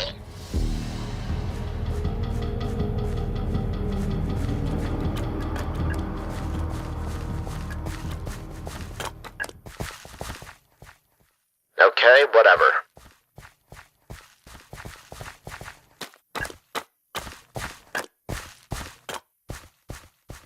This place is so creepy.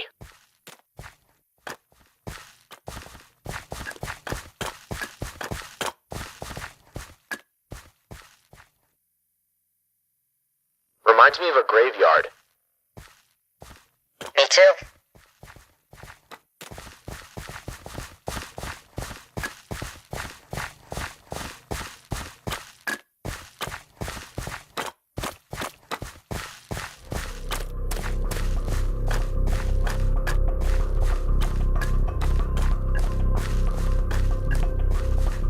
What is that?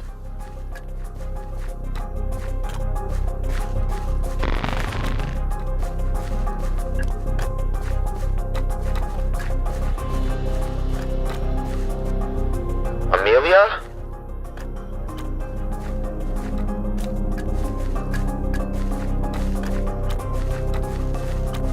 Amelia, what is this place?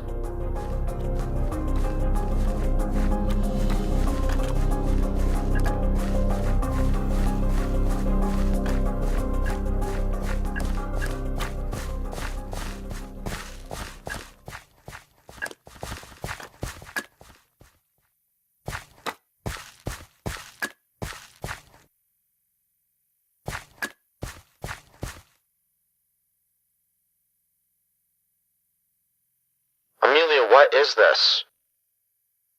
I'm sorry, Angel.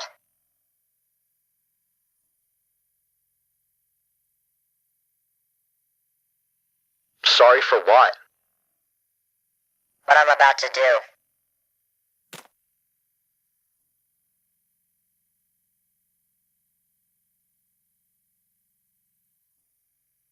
What do you mean? I'm sorry. What are you about to do?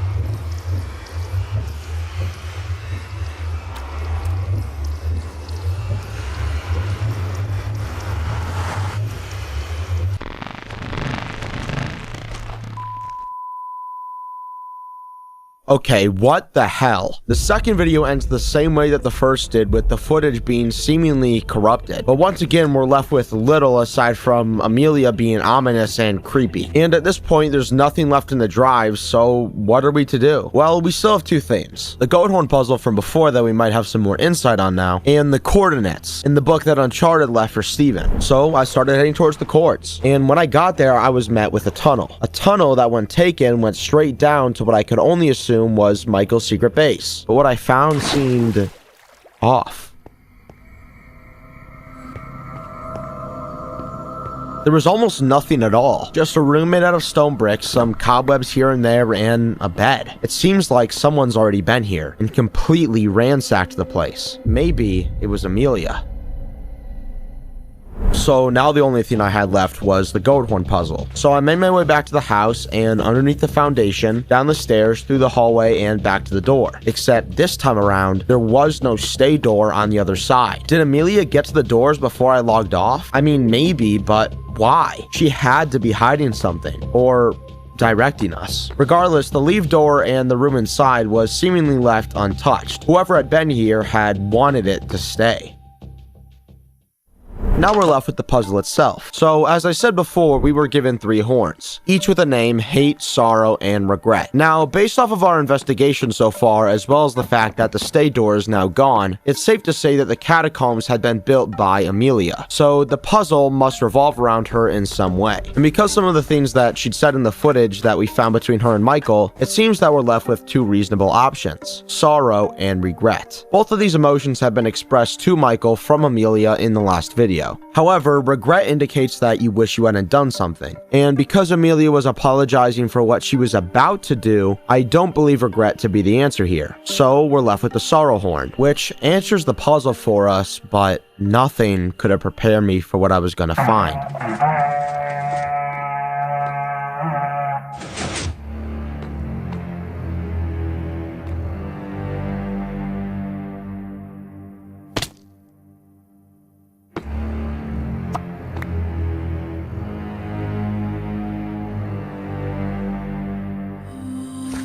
A book with 65 pages of I'm sorry. Page after page after page until on page 66, we're given a drive link. And after opening this drive link, I'm given the most horrifying thing that I've ever seen in my entire life. Something I never could have predicted. Within the drive, which was also named I'm So Sorry, was a PDF. And after opening it, it's a missing persons report talking about Michael, but oh my god, is that just the tip of the iceberg. On the very first page, after the case number and the case open sections, we see that the case is still active and the subject isn't Michael, but an Elijah R. But who the hell is Elijah? It's Amelia. Amelia was an alias. There never really was an Amelia. It was just Elijah pretending to be her. And right under this, we're presented with 2 photos. A photo of Michael and a photo of Elijah. So after going through the document, we're shown a few things. Number 1 is this case overview. According to available statements, Michael M. identified and played by the gamertag Archangel_, which we did know before. He had been in regular online contact through Minecraft with an individual he believed to be a girl identifying herself as Amelia. Subsequent review associated that contact with Elijah R. So I guess the police somehow found out that Amelia was Elijah, who reportedly used the gamertag Lunaro43 during those interactions. The contact appears to have developed gradually over repeated game sessions, and during that period, Michael M. is believed to have shared limited personal information, including where he lived. Investigators are reviewing claims that unauthorized software may have been placed on Michael's computer without his knowledge, and then a few days later, Michael M. was reported missing. The next section talks about the reported contact timeline. So the first part was initial contact. Michael M. and the account later linked to Elijah R. reportedly met through Minecraft sessions. Next, we find out that Elijah presented himself to Micah as a girl using the name Amelia. Someone had found out that Amelia wasn't Amelia and was Elijah, who in this case is likely Steven, who for all we know could have made the police report himself. And then Michael later shared limited personal details, including where he lived. Then it goes back to talking about the device. Reports under review allege that unauthorized software may have been placed on Michael's computer while he was away from it, and later he was reported missing. The rest of the doc is just logs and more information about the actual missing persons report, but it seems as the case is still active, we don't know what's happened. Elijah R. is still out there.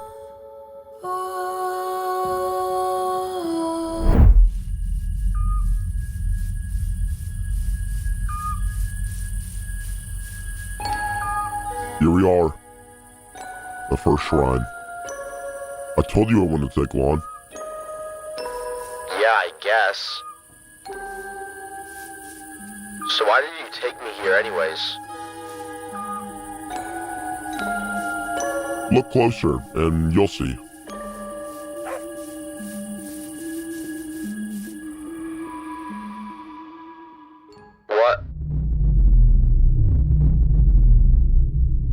This was the start of the first video of 4 that was sent to me on March 30th, 2026. See, recently I received an email detailing some disturbing evidence brought against a Minecraft player and the long struggling journey of his victim. Within the email was a drive link that, when opened, brought me to the 4 videos that I mentioned earlier. And after reviewing all of the footage, I can say for certain that this is one of the most insane, mind-boggling, perception-distorting, disturbing stories I have ever come across. It goes through things that you would never expect to find in a Minecraft ARG. Hidden government documents, experimental human trials with unknown substances, and even things like multi-dimensional warping. And the list doesn't end there. Through my process of analyzing these various documents and pieces of footage, I found it very obvious that whatever there was to find here, someone very intentionally tried to keep it hidden. But if we want to find out the reason why, we have to return to the first video, because this is not where the footage ends.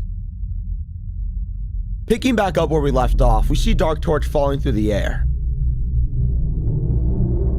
And falling. And falling. He falls for at least 5 minutes straight before eventually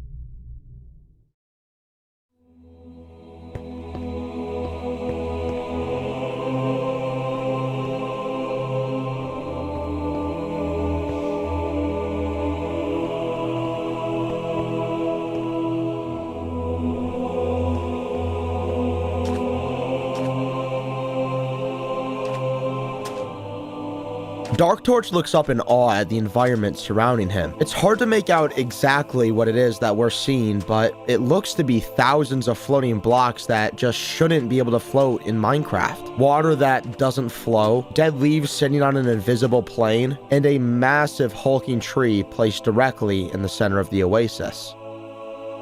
In front of Dark Torch is a few things. A wolf that is somehow already tamed by him, a signed book, and a sign that when read seems to be in some ancient language, which it is. The sign uses an old runic text known as Anglo-Saxon Futhark, and when translated, the text comes out to the World Tree?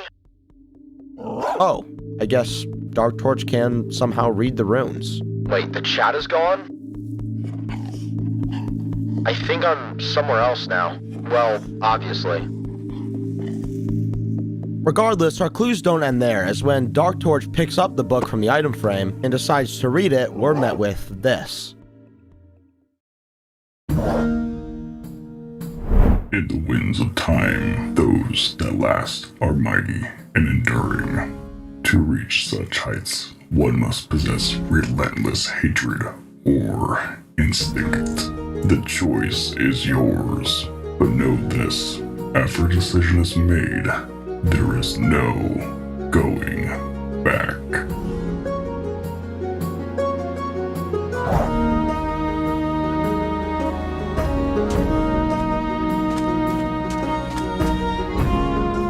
Relentless hatred, huh?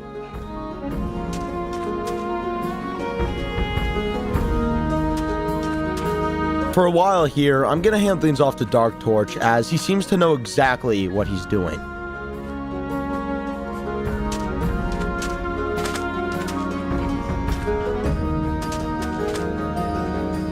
Okay, this seems to be Thor, and I know that he hated the giants, which is what that appears to be.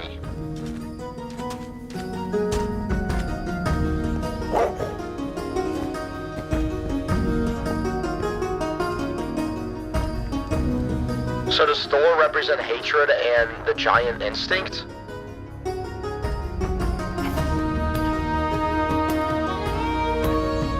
Also, seriously, what the hell is this place? At this point, Dark Torch begins to further examine the statues. As he approaches the giant statue, there seems to be something mounted on the left shoulder of the giant. Both statues seem buried.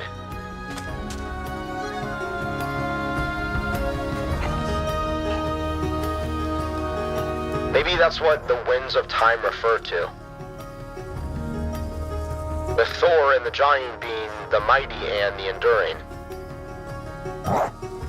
At this point, Dark Torch has already pieced together a lot. He seems to have a good head on his shoulders, which is something that he will definitely need for the challenges ahead. But for now, however, he needs to solve this puzzle. So after mining a few blocks, he makes his way up the side of the golem statue and is met with this.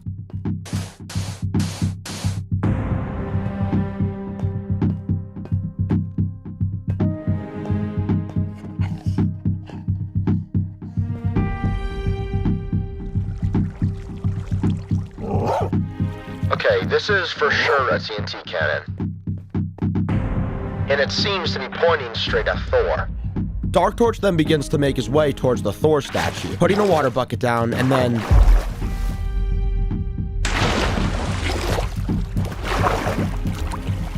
That was close. Too close. We have no idea what happens in this world when someone dies, so we cannot afford to be making mistakes like that.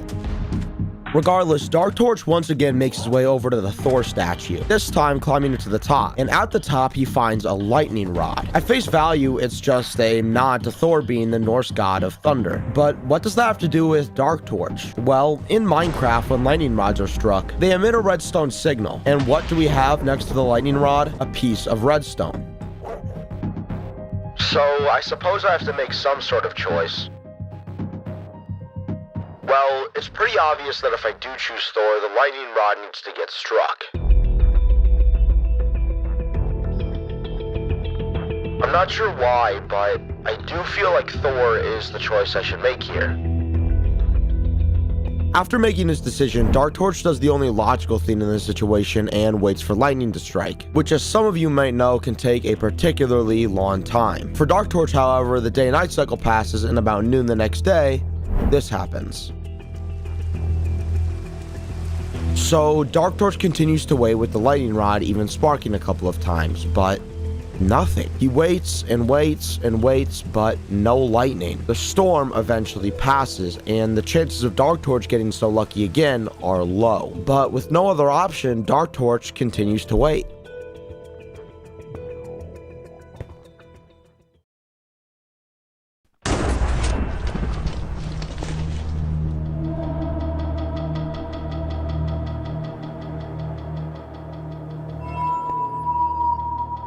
What? How the hell did lightning strike after the storm? And where did the staircase come from? The deeper we go down this rabbit hole, the more mysterious this world becomes. But what's even weirder is what happens after Dark Torch goes up the staircase.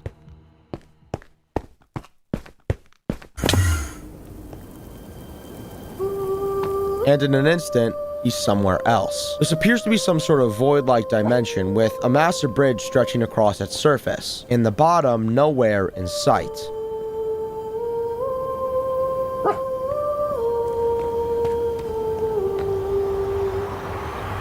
The chat is wiped again. And the book is gone. I also don't have to eat for some reason.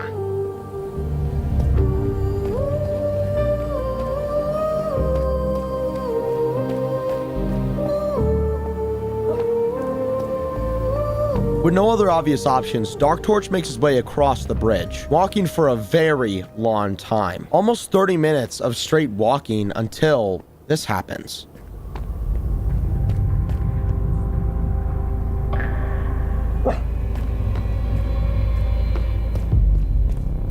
It seems as if Dark Torch has entered some sort of new plane, which to me is not so dissimilar to the planes of hell, with the desaturated aqua color representing something like limbo, and the dark crimson red representing something like the sixth circle. Though this may have absolutely nothing to do with that, to me if there were any symbolism in the colors, that's what it would be. What the hell?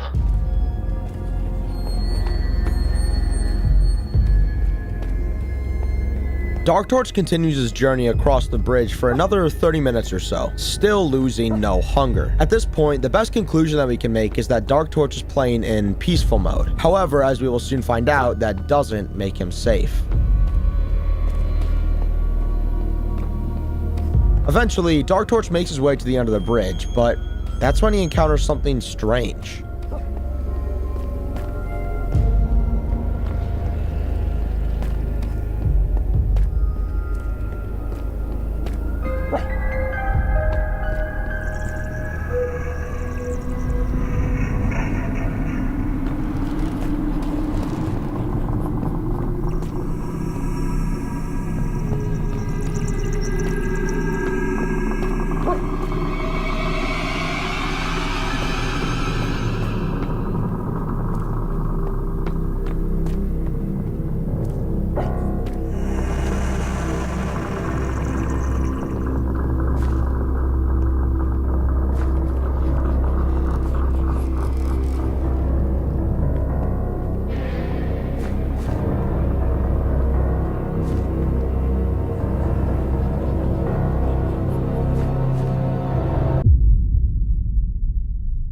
And that is where the first video ends. However, going into the second video, we pick up not far from where we left off, except this time, Dark Torch sees a name. Hi? Hello? Oh my god, I haven't seen anyone else. Yeah, I haven't seen anyone else here either. Do you know where we are?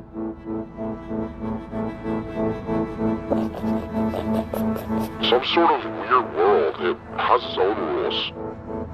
What do you mean? Okay, let me show you.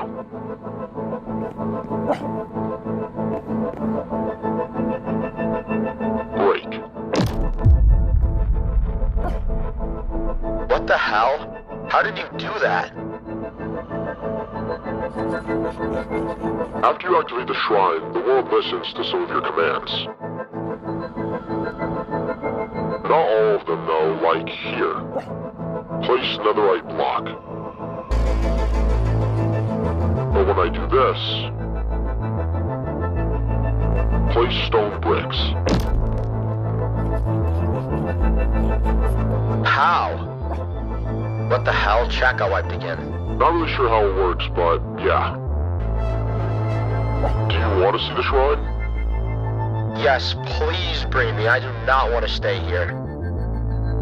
Glad I found you though. With us both together, we can for sure get out of here.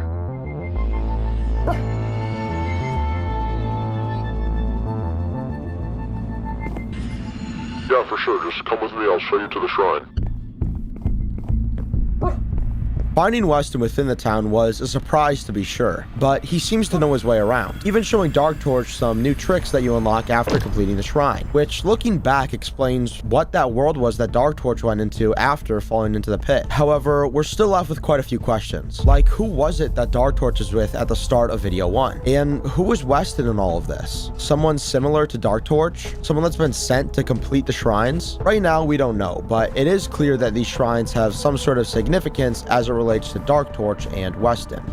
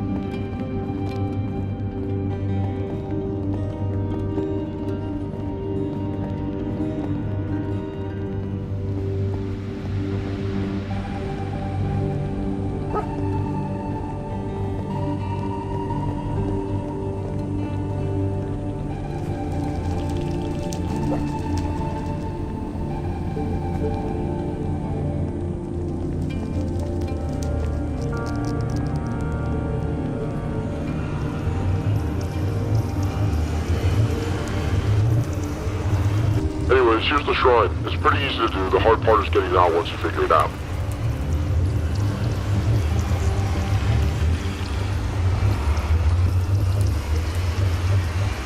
So basically, once you hit the button,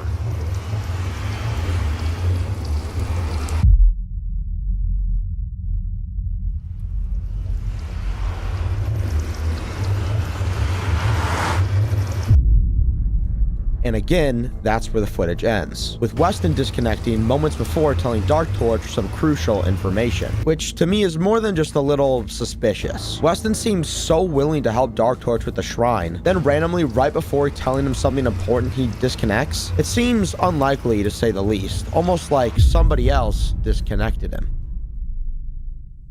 Regardless, moving on to video 3, we see Dark Torch in yet another world.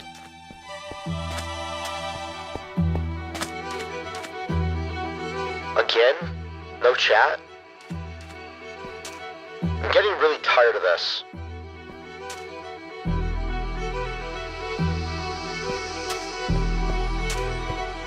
And mad. At this point, Dark Torch is obviously very tired of the never-ending chase that he's been unwillingly sent on. However, it does seem that he's making good progress, as when he makes his way to the Toad statue and climbs it to the top, he's met with something, well, interesting.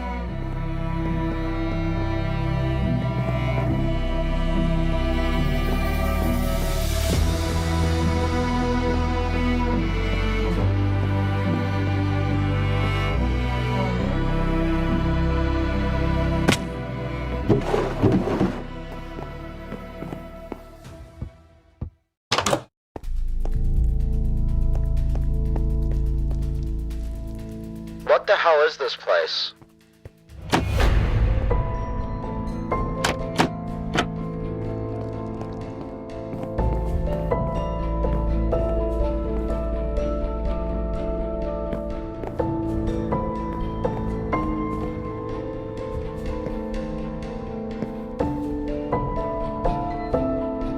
Bro. What the hell? Chat got wiped again, and this purple haze is back. Last time I saw this was... One more time.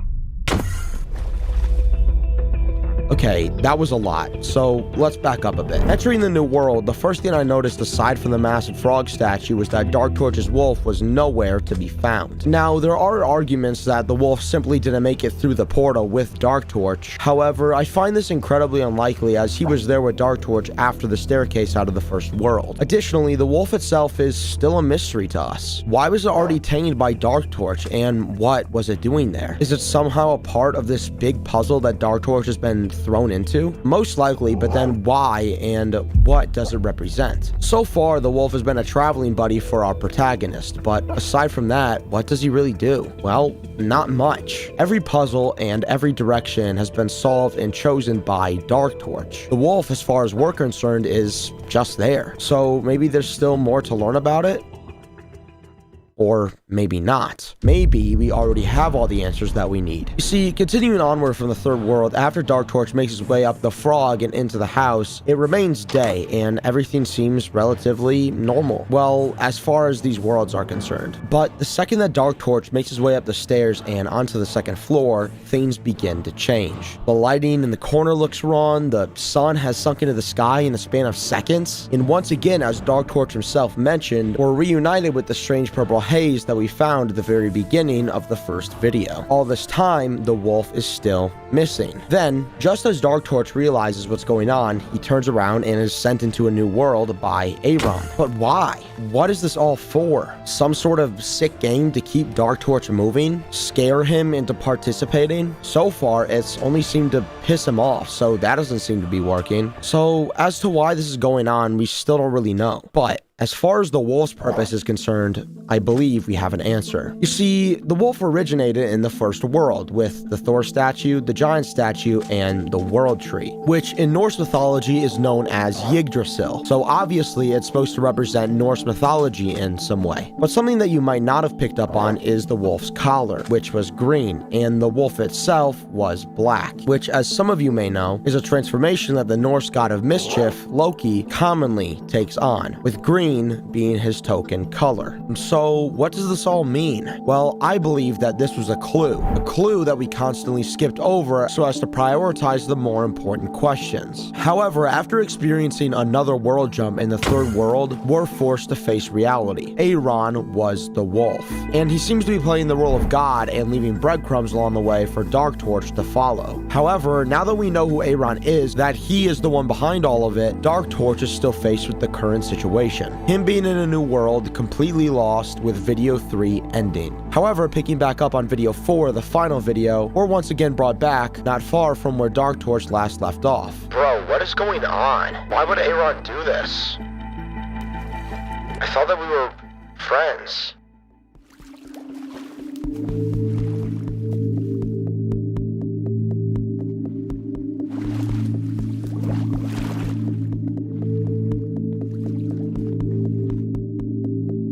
Why does everything look so weird now?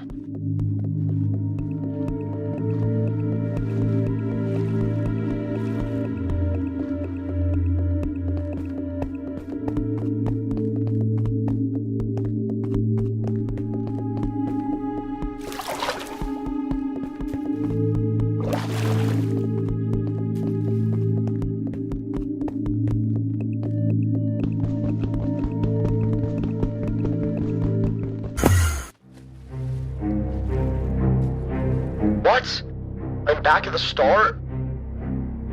It's clear that Dark Torch is at his wit's end here, constantly being thrown around and given absolutely zero direction for as to what to do. But regardless, he pushes on, and it's beginning to look like that's what it's all about. See, ever since the beginning of video 1, Dark Torch has been determined above all else, fighting his damnness to make it wherever he needed to go, and it appears like Dark Torch will finally get his wish. Wait.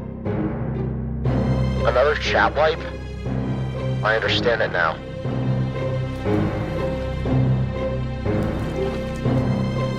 He's somewhere nearby.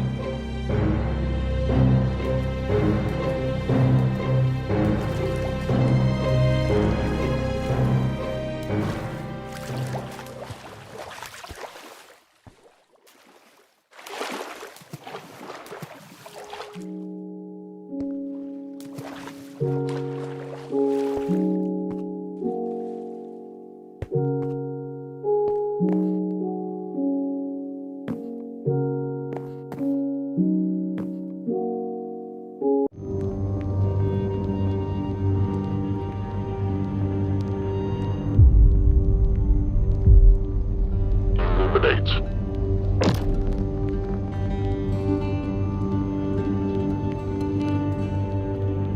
Congratulations, you completed the experiment. Wait, I remember now.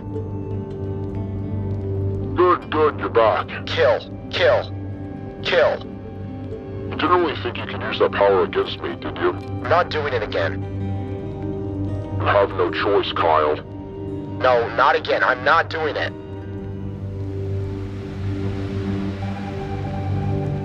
Let me go home. Teleport. You're not there yet, Kyle.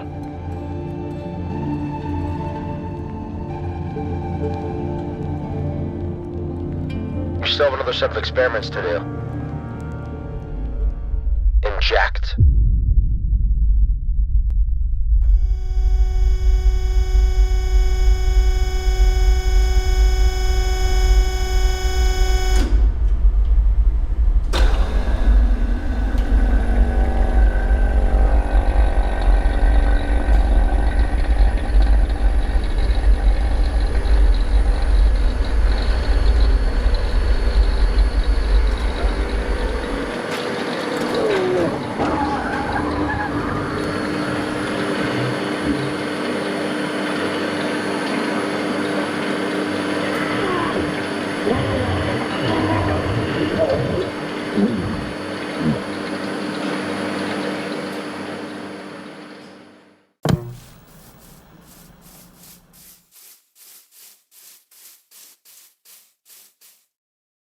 Here we are.